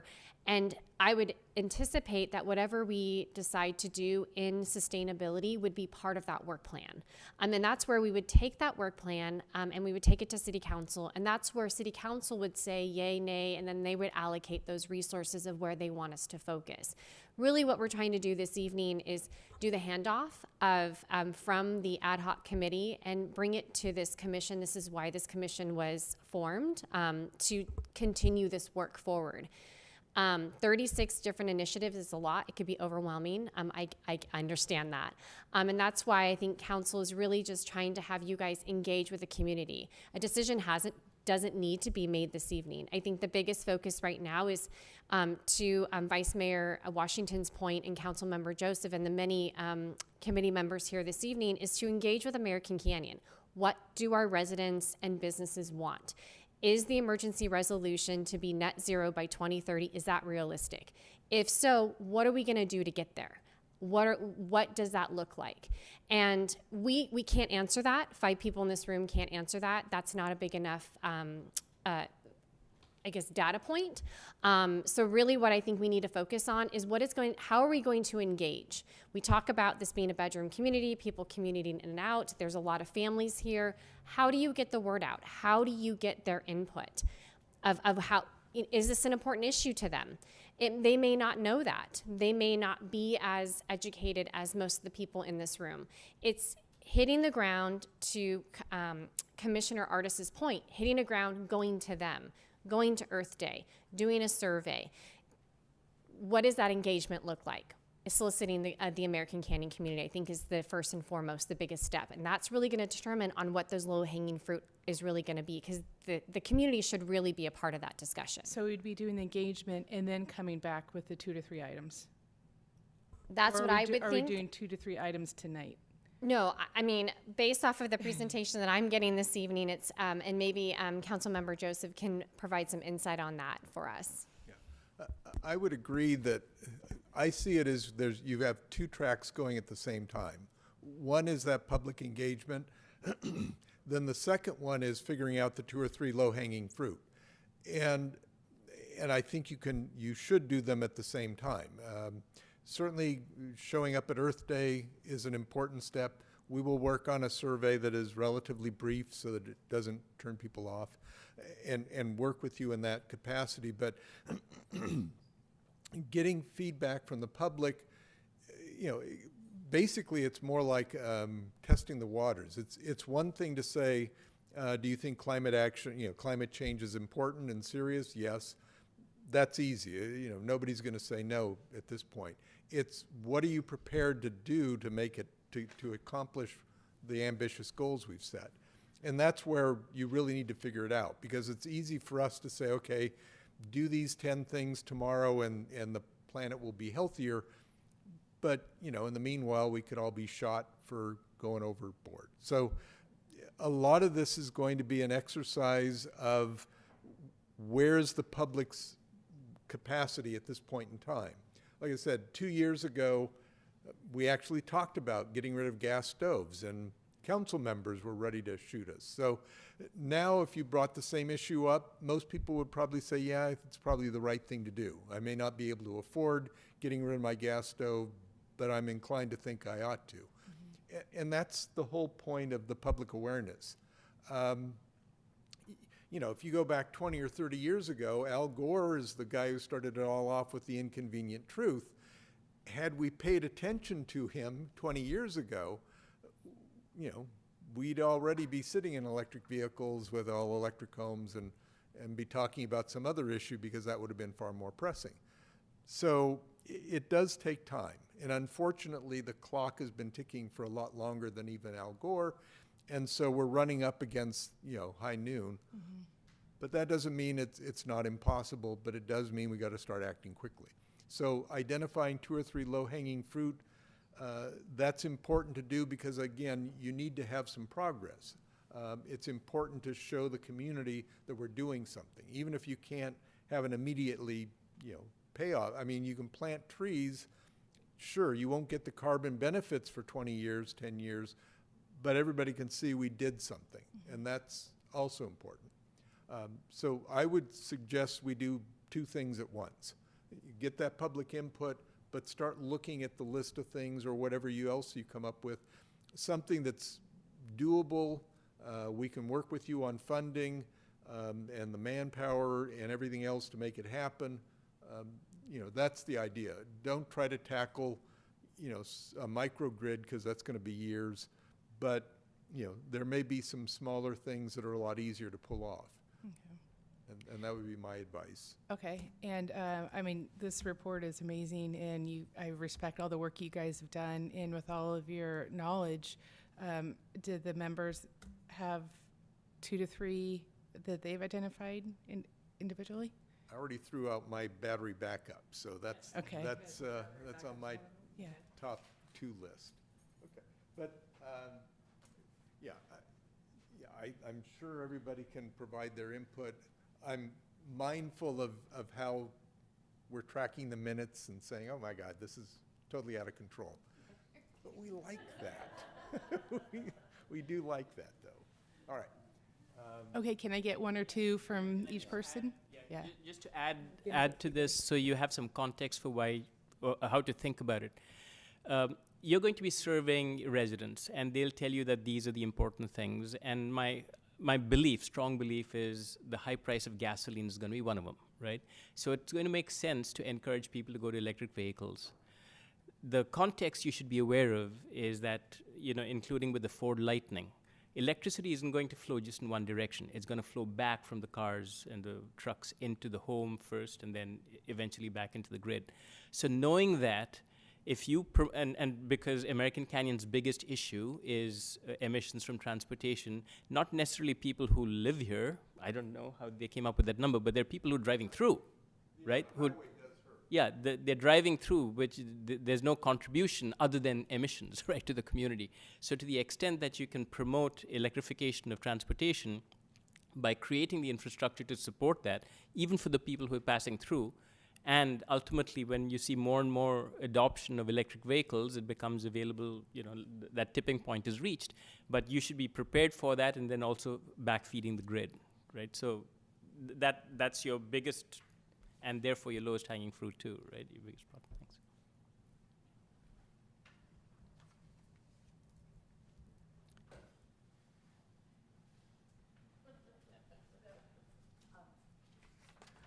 Just to build on that, MCE has a lot of financial help, both for charging and for, for charging commercially, for charging residentially. Vehicles. And for purchasing vehicles if you're low income. And then there are the tax credits as well. So that there's a lot of financial help for that focus area. Do you know if there's financing available for battery backups, home battery? I haven't reviewed the tax rebates. There may be tax credits for that, but 30%, Gopal says. 30%? Yeah. Yeah. Okay.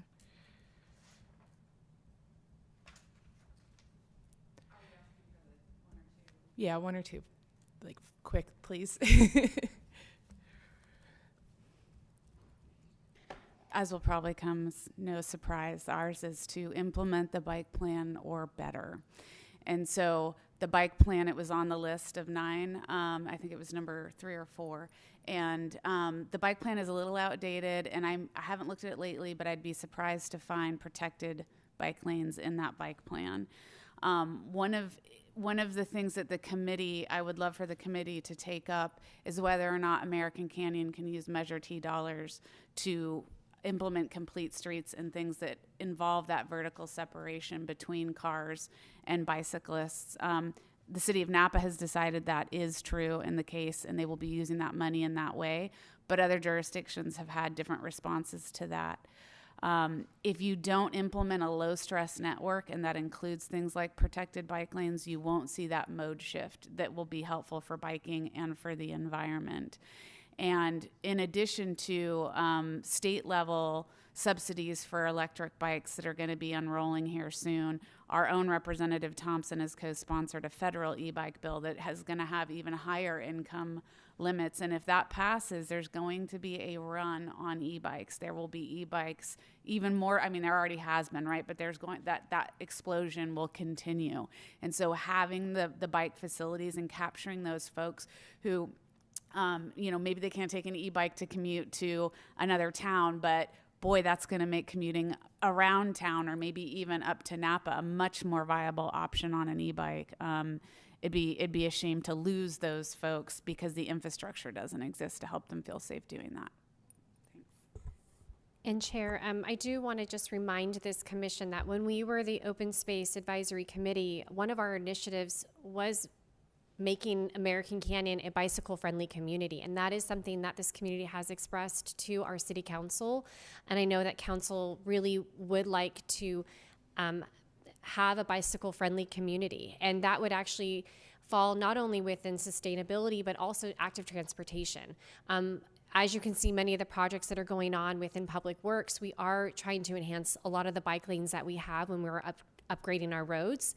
So that may be a solid number one of a solid approach to one of the initiatives that you would like to focus on as this commission, because this was something that was what I took note of within my first year of being with the city, that this community really wanted a more robust bicycle friendly city. Absolutely. Yeah, thank you.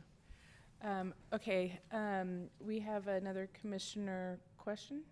So this has been helpful because I wanted to have like a list, if we're going to ask the community to provide input, what are they interested in? So I was kind of, as you guys were talking, I was kind of writing down ideas like, where are you on this scale? Like solar. I have solar. I want solar. Where are people on that spectrum? I don't care about solar. Okay, someone doesn't care about solar. That's fine.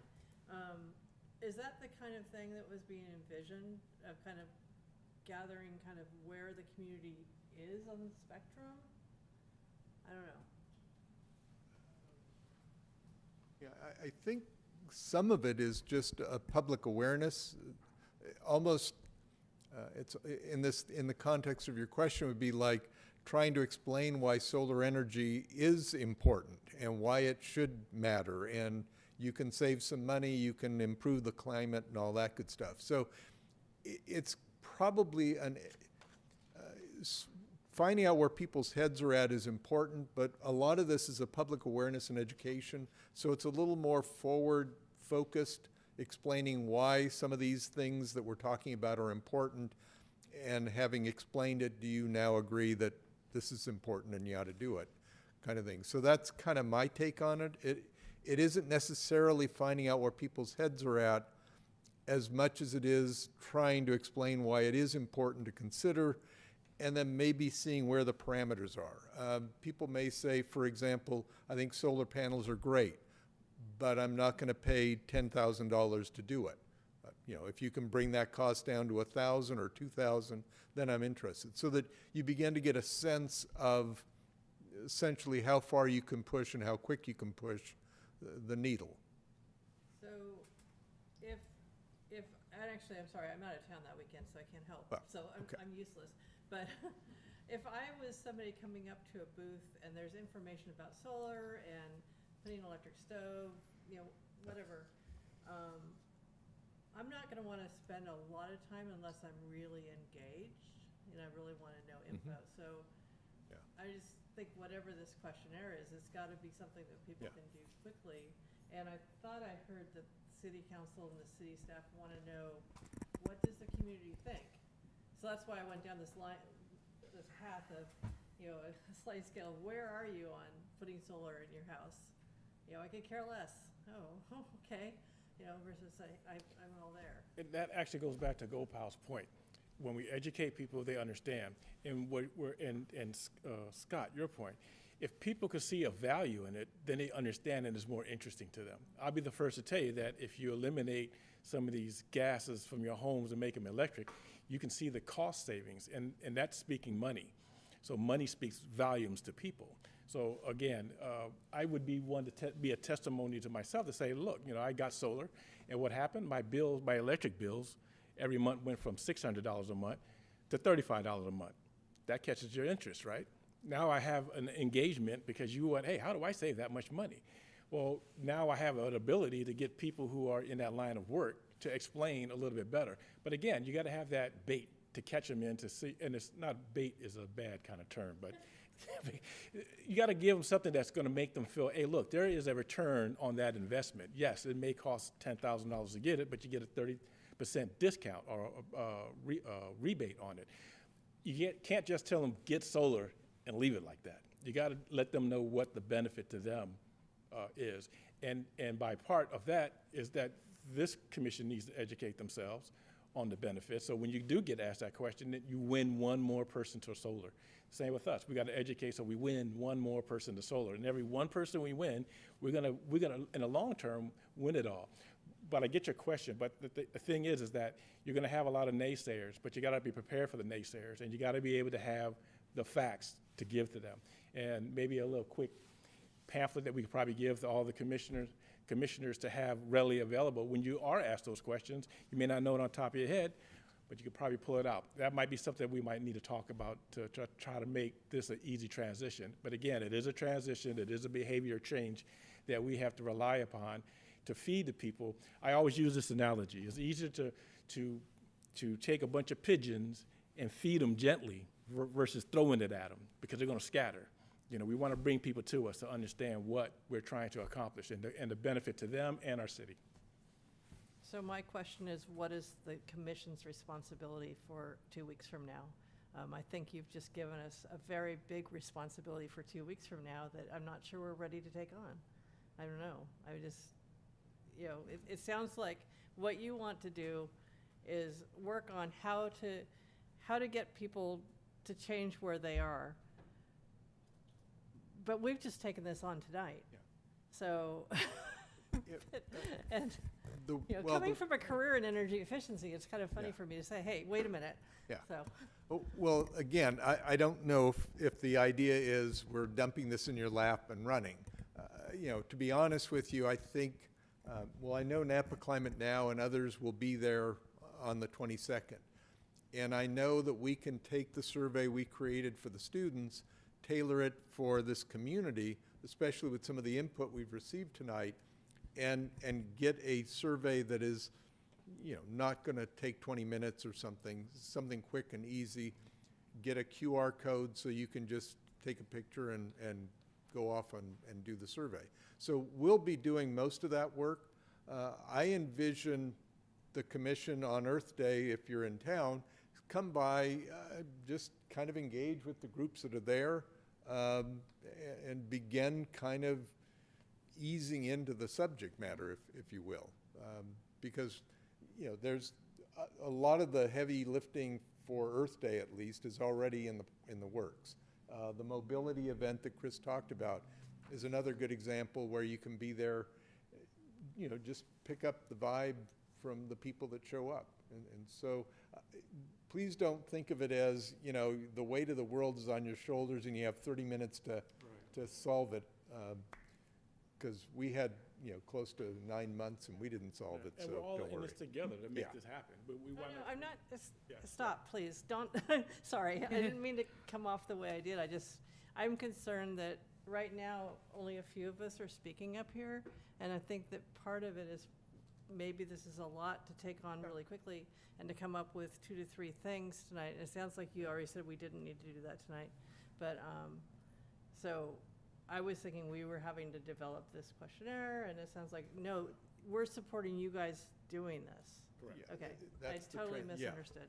Sorry Yeah, about and that. I would agree. I wouldn't expect you to come up with 2 or 3 items tonight. I would expect me to advocate for my things. That was a 'cause lot of pressure around here, off. shameless plugs are a good thing. But I certainly wouldn't expect you guys to say, all right, we're going to deliberate and decide tonight.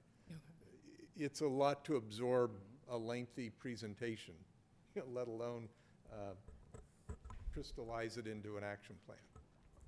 Yes, and just to add, and just to hopefully not add to the feeling like, again, the point is this is the handoff, right? This is the first of many conversations that we're going to have about sustainability. It's a very broad topic. There's been a lot of work and research that has been done. And for us to have this unrealistic expectation that you're going to be able to come up with your items this evening and come up with your engagement plan. That's not the goal. Really, it was just to get the presentation, do the handoff, and really understand what the council's looking for from you as a commission. When they talk about, you know, when we developed this commission, it's open space, active transportation, and sustainability. Some of those could be very broad. It could be interpreted very differently to many different people. And I think having this engagement with the committee that has spent a lot of time on this and understanding what the work that has been done and what we can do with that work and how we can implement that here in American Canyon. So we're not asking you to attend Earth Day. We're not asking you to come up with a survey right away. It just really, the overall big picture is we do need to engage with the community. As we've heard this evening, if we're really going to make a difference and an impact, we need to engage and engage with this community. And you as a body, you need to come up with that plan. And then taking the 30 some odd items and deciding as a body, what do we want to focus on as low-hanging fruit? That doesn't need to be decided this evening. It's just more of a handoff. This is where we are. This is where we're going type concept. Can I ask you a question? So you talked about the city council is asking the commission to determine if the community thinks we can make these 2030 goals. I think the average person, including each of us, would say, I don't know. So is that a valid request? I mean, how do you determine whether a community is all in or not? And maybe knows, you know, can say yes, we can do that. Yeah, I don't know why we need to determine that. We try our hardest to do it, and that's the only option. Right, and remember, part of the staff report is to read the resolution, right, and to understand what that resolution was, because it was made at a time where we thought that we could achieve that goal. And if for us to be able to actually achieve the net zero by 2030, what is that going to take? You as a body would need to determine, okay, based off of where all the greenhouse gases are coming from, we know that it's from traffic, we know it's from waste, we know it's from emissions, like all that pie. You know, where can we make the biggest impact? Are we going to get to net zero? I don't know, but you know, it's just really just starting there and trying to figure out, okay, what can we do, and is this realistic, and what is the community willing to do to participate? Because we can't do it all by ourselves. I think Nance has a good point, a good question about engaging the community. Mark, you've probably knocked on just about every door in American Canyon in your various campaigns for city council. I've gone out for 3 different campaigns to raise taxes for the open space district. People do not answer their doors anymore, right, Sean? We were talking about this. So even if we wanted to go out and knock on doors, it's not effective. I think Kara Werner had a good point that the city can do better in a survey that goes out in the water bill or something like that than we could ever do by trying to reach people. But it is a difficult thing, and we're going to have to come up with some better ways, and I think we're going to need help figuring out what that is. No, I would agree. And I think sequentially, we'll probably have a survey for Earth Day, and we'll get maybe 50 to 100 responses, and that's great.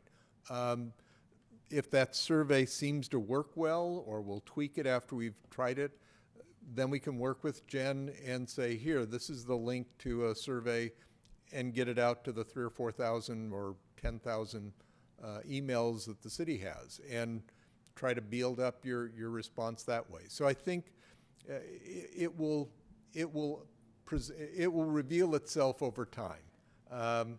We'll take one step at a time and start building on that. And remember, the committee had 6 months to accumulate all this information. So the idea that in 2 hours, you know, we're going to be able to convey all of that to you, especially with me trying to do it, you know, if you at least, have the materials that you can review on and at your own time. That's the important message. And we're just trying to summarize everything and add a little bit of context here and there. But I think, as the director pointed out, the real issue is to say your objective is to get public input and to identify 2 or 3 low-hanging fruit that you can tackle and put together a package for the council to take action on. That's really what we're asking you to do. Okay. I think that we should go through the 36 items as a committee and try to focus on these and ask questions while we have everybody here together, specific to the items, if there's anything, and then so the next time we get together and talk about it, we have that stuff ironed out already. Is that something? You could do that, but we seems might pretty want to tough. recommend I mean, I don't bringing think in we're going to dinner. have questions on What? all 36 items. That's I mean, I think I have 5. I don't know. I mean, I'm more than happy to, or the group here collectively, we can probably answer any question you might have about any of the items that you have. So you can do it tonight, or at another time because it's 8:30. But Are you guys, is the committee going to be here every time? well, I don't know, probably not. I mean- but They're actually all going on a year's cruise. They're not going to be available ever again. I feel like this is the time we need to get this information I now. think Maybe not. we know where to find them. We know where city council, we just Tuesday nights, and these folks are all Yeah. going to answer. We can call them up and send them an email if we need to. Yeah. But if you I'd have like to take some specific time with it. questions- yeah, if you have questions, yeah. this is, no, you're right. This is the best time to ask those questions because Okay. you have probably more brain power here than, well, on the subject of climate action than you might normally have. Okay, Feel free. I'm just going to start. Is that cool? Okay. So the first one, implement the city's 2019 pedestrian bike plan that was mentioned. Isn't this already done? Implement I mean- is actually getting it built out, Is what? getting it in place. Yeah, Okay, so we're still building pieces. right. There's still some connections happening currently under So the- construction. So this is talking about getting, okay. The So city's this is doing it- already, so we're already doing this. Oh, Cara, if you don't mind going up, Yeah. I hate to do it, but The that way mic. you'll get on the recording. Then we can hear you. Just as a point of reference, and I don't know American Canyon stats, but in Napa, I think they had 60 miles planned, and I think that they've done like 8 in the last decade. So the plan is very different than the reality often. Okay. Yeah. But we're making great, Napa County one with NVTA that we worked on with, okay. Yeah. I mean, I'm talking about the city of Napa. I haven't looked at the stats for American Canyon, but I'm just making a point that the plan is very different than the reality usually. Napa is 8 out of 60. City of Napa. Okay. Chair, we're making great progress in American Canyon. We opened Devlin Road. We had the groundbreaking for the undergrounding of the utilities on Green Island Road just a few weeks ago. The city has said it's going to build the Vine Trail through Watson Ranch and work with the developer, but the city's accepting responsibility. So I feel like we're doing a really good job on the main core of that. And these things are already set in motion in the city's budget. Some are budgeted already and planned.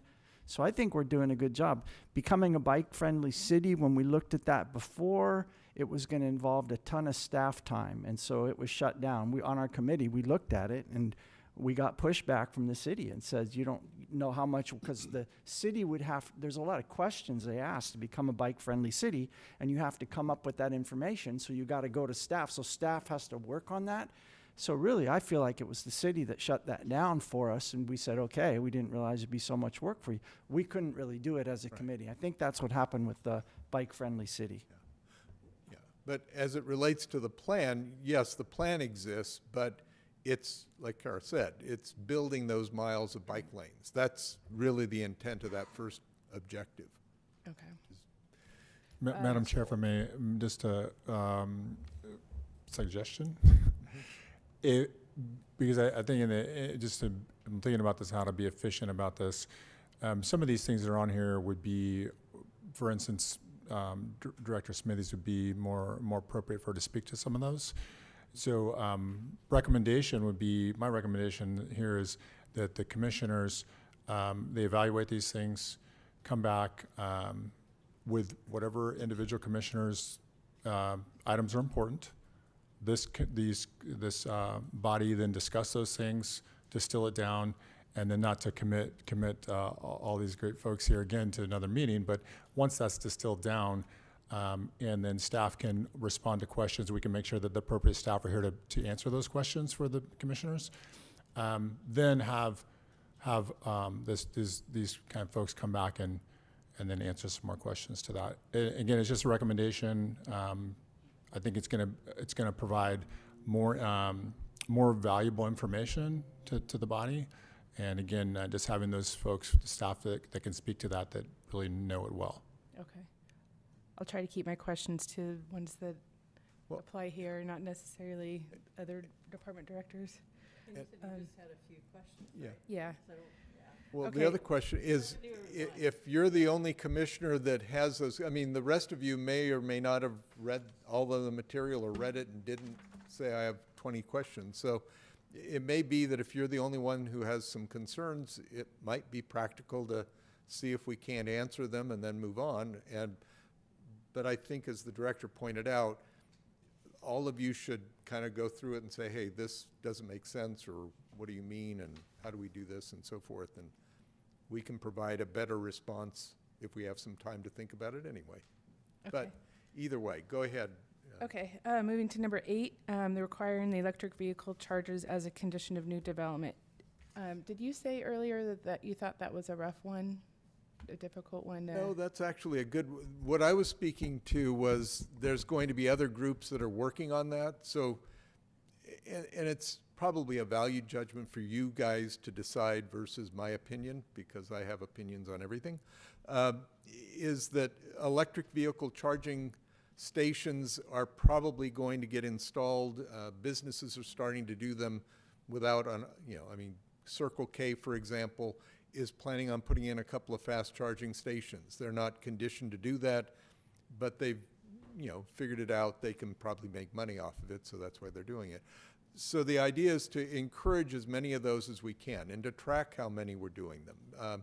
I think about 6 or 8 months ago, the county did an inventory, and unfortunately, American Canyon had the least number of EV charging stations in the county, which is embarrassing. But per capita, or just as a no, flat in number? absolute numbers, we had like 5 or 6, and we need to be at 250 in 3 years, but who's counting?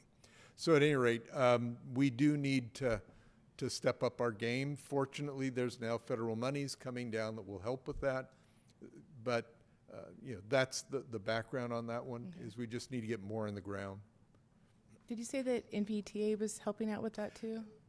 Yes, at the last Napa Valley Transportation Authority board meeting, some of us said, hey, Kate Miller, we know you're busy, but can you take on this as well, in the form of coming up with kind of a standard zoning ordinance that says, here are the standards, based on land use and dimensions and all that, so that we'd all have a template that each jurisdiction could then tailor for its own needs and adopt it, and just save the staff time of 6 different jurisdictions, working on it and coming up with different standards.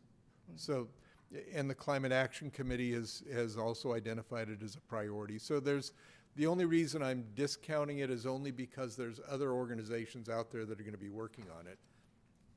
And the idea is you only have so much capacity. Focus on the big stuff that no one else is working on, that kind of thing. Okay, thank you.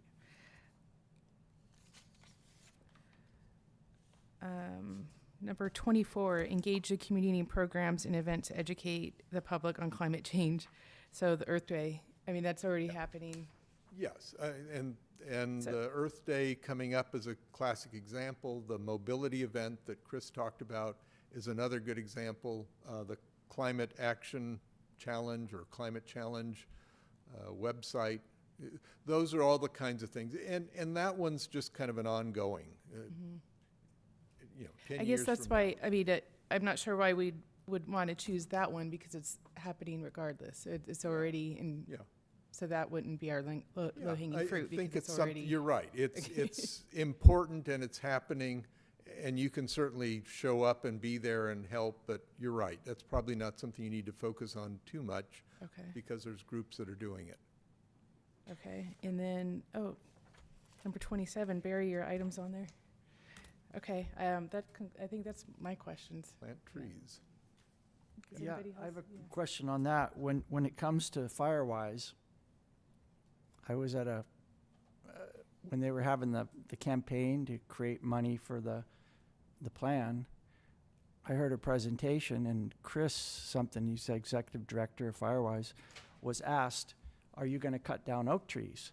And he said, no oak trees will be cut down. And so I asked him, well, what about willows and buckeyes? And he told me, oh, buckeyes, they harbor sudden oak death syndrome. Well, I've checked with Bill Pramick, noted expert. He says, no, it can get on their leaves, but they're generally not considered a harbor the same way that the bay trees are. And the willows he didn't address. So I went to the staff and I said, hey, are you going to cut down the buckeyes? And they said, no, it's in the plan. But the guy that said that, he's not in charge of it. But I'm suspicious. And I think what's going to happen is they're going to go to the fire department and say, hey, you need to cut down all these trees. And the city's going to say, well, the fire department's the expert, and you're going to lose all the buckeye trees. And the animals eat the oaks, the acorns, but they eat the buckeyes too, and they're a natural tree. So I want to know if city council is going to look at this and say, hey, don't cut down these buckeye trees that are in the creeks. They're valuable. They take a long time to grow.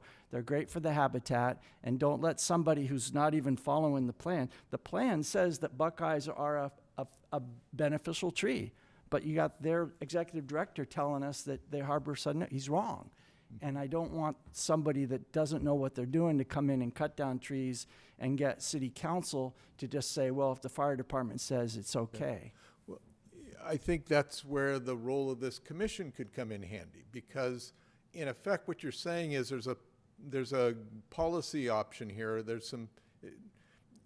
isn't a black and white solution. It's got to be somewhere in the middle. So yes, you need to create safe spaces, fire breaks and all that, but you also have to be sensitive to the environmental impacts. And so this commission could probably be more of an advocate of the sustainability fire, environmental side, and have our fire chief come in and talk about what ways you can find common ground to make sure his concerns about fire safety are addressed while we still preserve the carbon sequestration and the other benefits of a wooded area. So that's how Just I have would a full discussions, and so I can bring in the people, the scientists from the Firewise that have written into the plan that Yeah, you I- say you don't cut down buckeyes. Right. And I don't think don't if you- let that happen. Right. If you're going to have that kind of discussion, you're right. You need to have all the players in one room, because if it's just the fire chief versus this commission, the fire chief is probably going to use his influence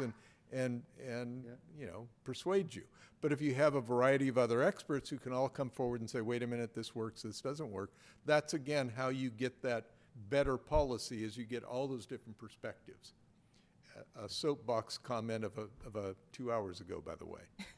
Everything fits together. It's everything everywhere all at once. He says trying to be relevant, but not working. Yes. Anything else? Okay, I'd like to take. Okay, hold on. I'd like to take some final questions, and then we're going to go to public comment, and then come back to committee member comments. Okay. I actually have one question. Can you please share with us the questionnaire you already have that you give the students? Because I think can that do would have that. actually, if we had seen that at the beginning of the conversation, I wouldn't have gone this little weird. Well, that's a good point. It would be nice if you can just send it to Liz and she can send it to us. That'd be great. Okay.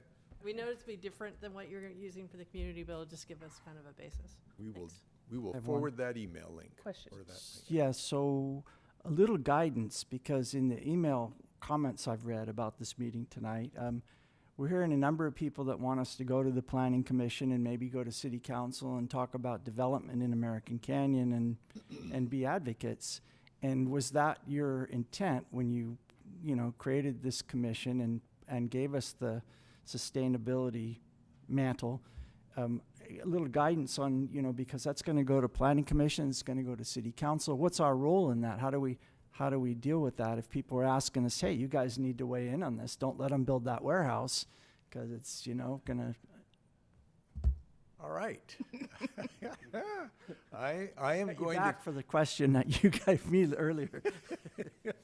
I'm going to remind everybody I'm an elected official. Therefore, I have the right to be a politician when necessary. There's a variety of differing opinions on some of these issues. And I think, as Ali pointed out, your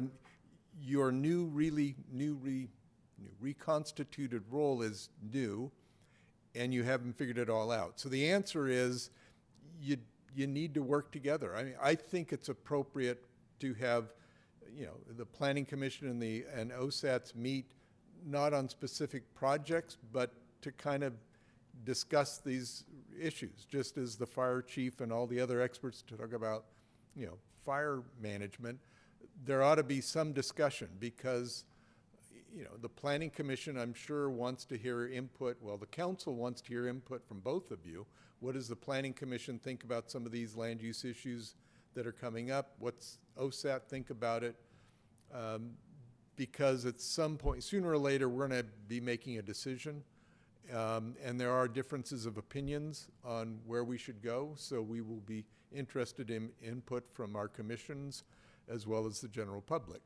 That's great, because I don't think we've ever had a joint meeting with OSAC. I don't think we ever had a joint meeting with the Planning Commission. Yeah, I think, yeah, PCS, the two of you guys are almost, you know, roommates. You have a lot of joint meetings, which is good. But Planning Commission has been, you know, it needs to be looped in, because I get the impression that they are looking for some direction and guidance as well. And so I think, you know, I've been an advocate of saying joint sessions a lot of times, because I think there's just merit in having the dialogue. So I think that's how I would answer your question, Barry. Thank you. Appreciate that. Questions? Okay. Is there any public comment? Chair, I'd like to acknowledge that we received 4 written public comments today. We received public comments from Chris Bentz, Yvonne Bagniski, Tammy Wong, and Jeanette Goya. I'm sorry? Goyich, if I'm saying that correctly. Thank you. Is there anybody in the audience that would like to make a public comment? We can just form a line, and we'll one by one. Kara, if you could state your name one more time for the record, and you have 3 minutes. Good evening, Commissioners. I'm Kara Werner with the Napa County Bicycle Coalition. And we had the fortune of doing a bike rodeo recently at Canyon Oaks Elementary School and had such the best time.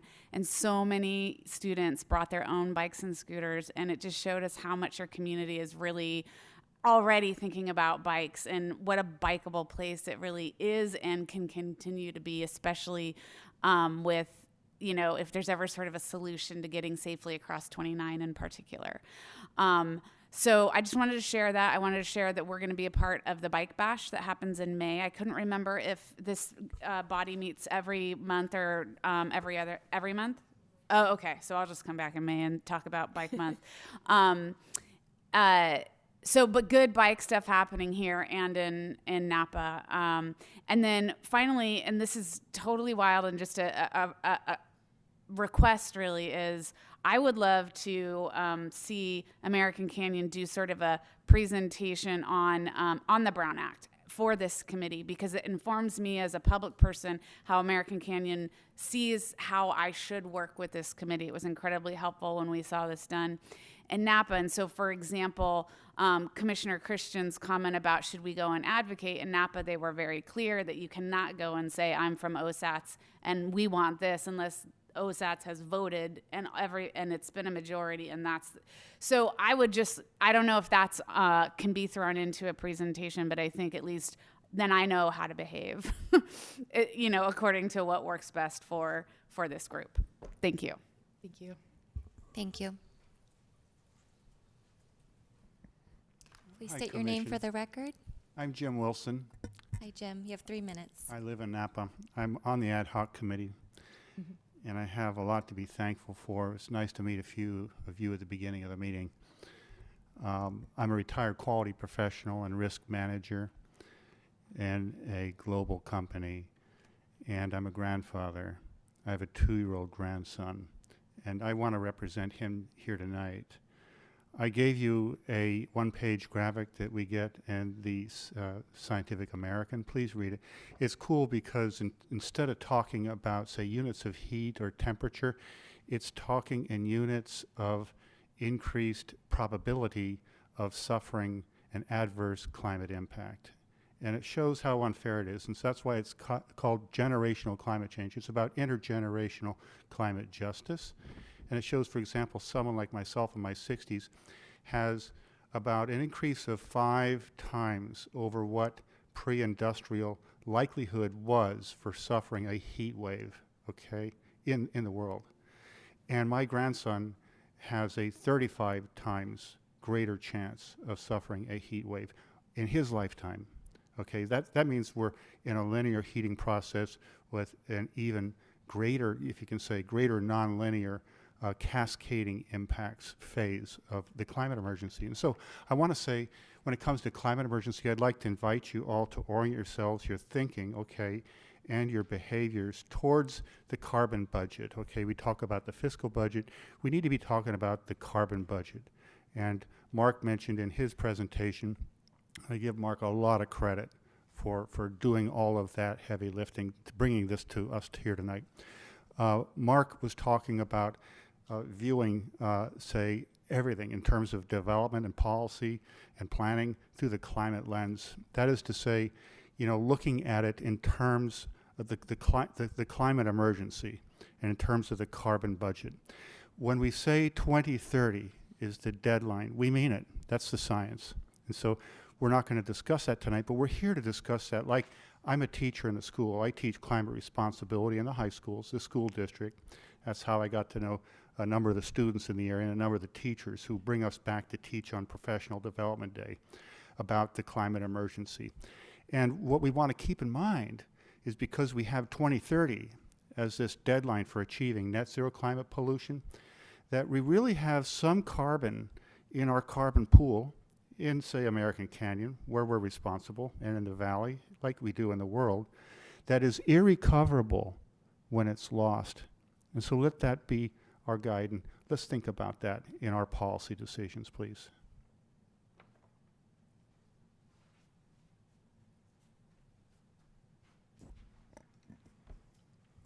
I'm Linda Brown, and I want to thank Mark and Pierre for all of their support and guidance to drive the work of the ad hoc committee. Mark, you did a tremendous job, and Pierre, when you were able to participate, you also brought great context and insights to the meeting, so thank you both.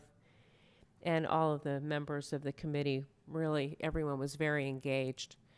I wanted to respond to the comment made earlier, the question about, is 2030 realistic for the city? And it's an aggressive goal. There's no doubt about that. But as Jim just said, but more importantly, as the world's leading climate scientists just reported in the last 2 weeks, climate change is accelerating. We have not put a dent in the rate of acceleration, and that means that every jurisdiction, everyone has a responsibility in this decade for no more business as usual, not looking to the past to tell us how to work in the future. And so I see this as a tremendous opportunity. This is something we can tell our grandchildren, we did something, we stood up, we made a difference. And so when you're prioritizing, when you talk about the 2 or 3 low-hanging fruit, I don't think that's really the way to think about it. This is where I might differ from some of my colleagues. I think that the way to think about it is that, okay, what are we going to do between now and 2030? Let's matrix this out.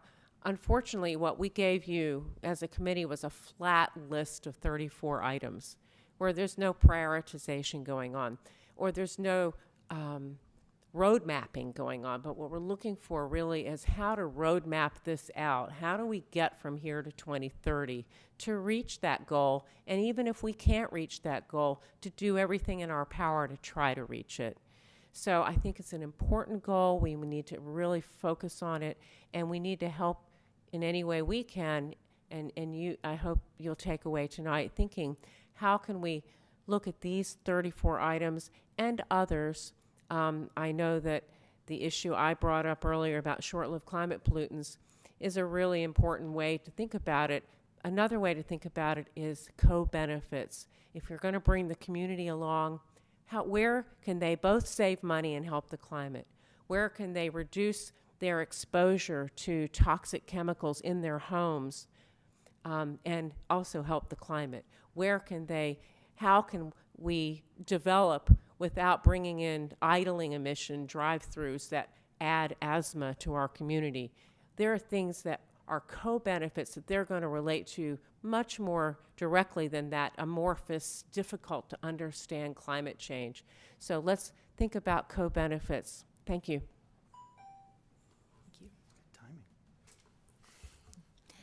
Thank you, Linda. It's right on. Anybody else would like to make a comment in the audience? We do have 2 participants in Zoom. If you'd like to make a comment, please raise your hand. We do have one person requesting to make a comment. Liliana, can you hear us? Yeah. Can you please state your name for the record? Hi, my name is Liliana Koresh. I'm a sophomore at Napa High School, and along with Allison Bensick, the co-leader of Napa Schools for Climate Action. Napa Schools for Climate Action is a group composed of passionate students, teachers, faculty, local government officials, and citizens all across Napa County and the NVUSD. We believe that no school should be a silent witness to climate change. With that, we want to thank American Canyon for the implementation of a ban on the building and expansion of gas stations. We also welcome stronger leadership going forward to prevent the building of new drive-thrus and infrastructure that makes climate pollution worse at exactly the wrong time. With our current project being Fossil-Free Future, one of our main goals is to reach net zero emissions by or before 2030. Fossil fuels are the leading cause for air pollution and climate pollution, contributing to over 75% of all greenhouse gas emissions and nearly 90% of all carbon dioxide emissions, which has already caused global temperatures to rise by 1.2 degrees Celsius. Today, we ask that American Canyon Open Space, Active Transportation, and Sustainability Commission is serious about reaching out to the American Canyon community on the climate emergency and be serious leaders in climate action without delay. American Canyon, like all communities, has to drastically cut its climate pollution immediately if we are to achieve net zero emissions by or before the 2030 goal. Embrace this mutual goal with the NVUSD and give younger people the results we deserve. Schools across the district are taking part in the Napa County Climate Challenge, which is helping promote a more sustainable lifestyle for students and their families. American Canyon requested that we kick off this community-wide climate outreach. While our schools are responding to your requests, with our entire student bodies competing to engage and reduce emissions, we ask for you to do the same. Thank you so much for listening to us. It is important that we implement change today in order to protect our futures. Thank you, Liliana. Would anyone else like to make a public comment on Zoom? We have Janelle Selleck.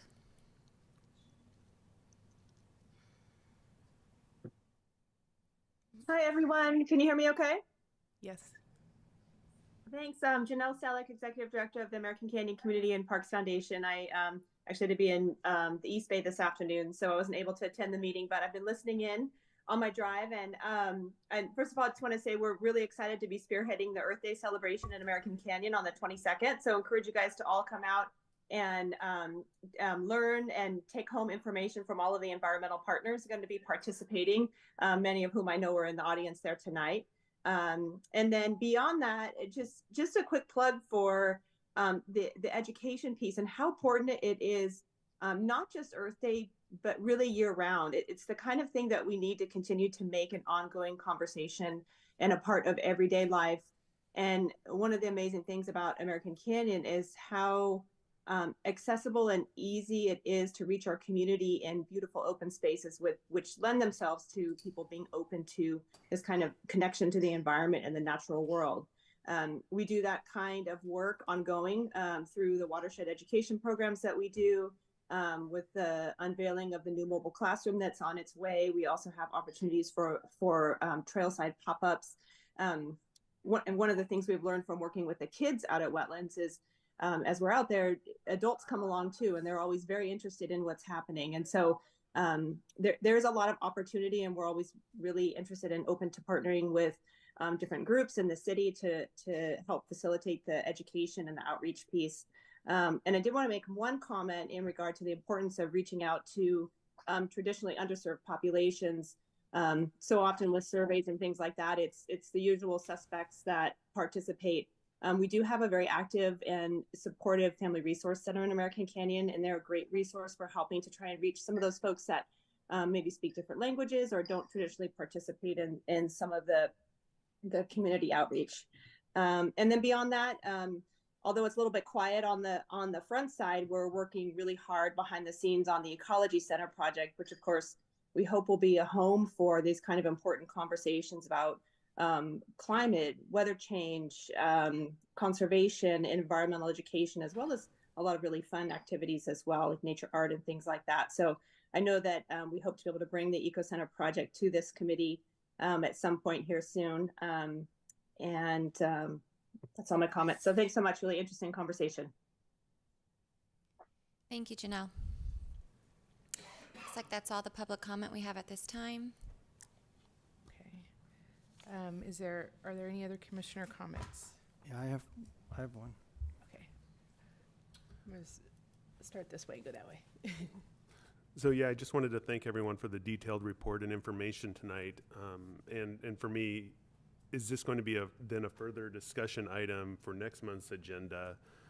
Specifically for that meeting, I'm interested in discussing and identifying what information we are going to need to make recommendations or decisions, and then perhaps even more importantly, what information are we actually missing that we still don't have after we have heard the presentation, come back and look at things from a second eye, because I had my list, but then it's maybe changed after hearing what was discussed tonight as well. And then also simultaneously identifying what we need from the city and the community and any follow-up from the Climate Action Committee to help make those and steer that direction and that plan going forward. Director Akita? Yeah, we can absolutely bring this back next meeting. We were also planning on talking about fiscal year 23-24 work plan. So that might be something that we can easily fold into that conversation as well. Barry? Yeah, just in regard to public comment, normally we don't comment on public comment or have a discussion of it, but because my name was mentioned, I just want to say that in reference to the request that we go to Planning Commission and do that, there's no way I would go to a Planning Commission meeting by myself and represent OSAC. It's just, I've been elected to the Open Space District for 10 years. I'm fairly familiar with the Brown Act. My question was, as a committee, does the committee want to weigh in on those? And Councilmember Joseph, you answered my question on that, so thank you. Yep. Okay. I just want to thank everybody for wading through this with us tonight. Yeah, thanks for bringing all your valuable information, and it was nice to meet you guys in person, and it's awesome. Okay, so are there any management and staff reports? So I know it's not about open space or active transportation or sustainability, but I do have something very excited from the Parks and Recreation Department. Summer registration is going to take place on April 24th through May 7th for American Canyon residents. We are bringing back a printed activity guide for the first time in 3 years, so we are very excited about that. You can view it online with our digital copy on the city's website, or if you follow our social media platform, it's there as well. And then it should be mailed out to each household in American Canyon by next week. So we hope to see a lot of our residents participate in all the wonderful programs and classes and services that we're providing this summer. Thank you. And commissioner comments? Yeah, I'm sorry. I had one more that I forgot to make. This is a follow-up from the last meeting on the trailer parking plan for Newell Preserve. And I mentioned that I had talked to a an equestrian up there was loading their horse, and I told him we're planning to put in a horse trailer parking. And they said, well, pavement would be bad, asphalt would be bad because it could cause the horse to slip. And I mentioned that at the meeting because the city engineer was saying that the city planned to put in asphalt as a surface on the ground. So I did a little follow-up, and I had to wade through a lot of videos on how to load a horse onto a trailer, and that was very interesting because it was far more dangerous than I imagined. Some are slant trailers, and the horse can turn around, but when they see that opening, they'll bolt because they get claustrophobic just like we do. And then, so the thing is, you're supposed to back the horse out, and you're not supposed to go in the trailer with the horse, but some of the people in the video were doing that, and they were talking about some horrific act, because when a horse goes crazy, that's a big animal. But I did find the New Hampshire Horse Council. They're a nonprofit 501c5. They've been in existence since 1986. They just had their annual meeting March 4th, 2023, so they're still going strong. And they put out a 6-page, what happened to it? I might have left it at home. They put out a 6-page thing about surfacing. Well, it's all about building a parking lot, a trailer parking. And it was 6 pages, and they recommended gravel. They said that asphalt is slippery, and grass is okay sometimes, but it can be wet and slippery, and it requires maintenance, and mud is no good, and you need good drainage. So what they recommended was crusher run gravel over larger gravel. So you put down a large gravel rock base, and then you put smaller gravel on top of it. And the smaller gravel is better on the horse's hoofs, on their feet, and it's helpful to them. And it's okay for trucks and cars to go over too. So my question to city staff is, why haven't the guidelines that look to me like best practices, because it was one actual user at Newell Preserve using the facility and telling me this is what they need gravel, and also the New Hampshire Horse Council, why hasn't that made it into the engineering design guidelines books that the city engineers are using to plan this parking trailer space? And maybe it is, then the other question would be, what rationale is the city using to say, well, we're going to go with asphalt and not worry about what's recommended? Does the city have more information than the New Hampshire Horse Council does? Or is it a priority? Is it maybe it's more expensive? But it seems to me if it's a priority, a spending priority, number one, it's grant money. And number two, that would seem to be in the purview of the city council via this commission to look at that, to develop priorities. And considering how dangerous it appears to me with the horse, I would think we'd want to help them out all we can. So I want to figure out what's going on there and make sure that we take a look at this. And if the city has a better idea and can say, well, here's our rationale, I'd just like to hear that. Thanks.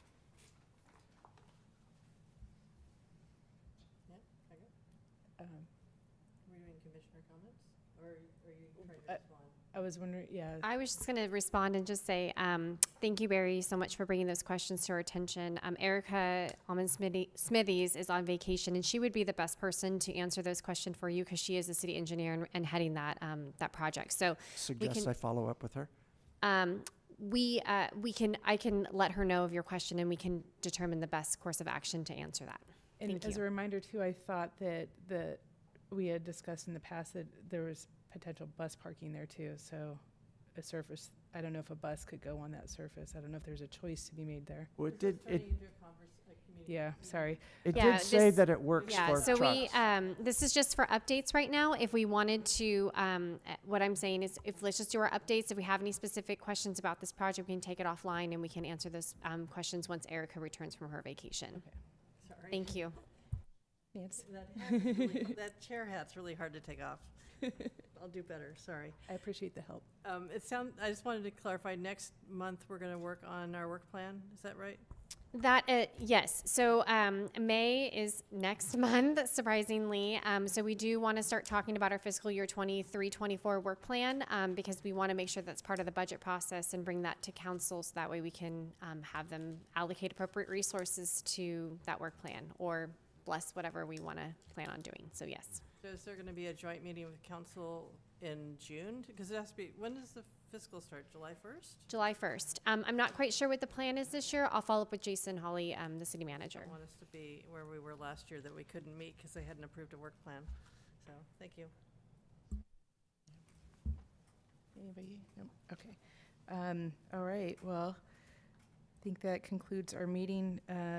Meeting is adjourned at 9:03.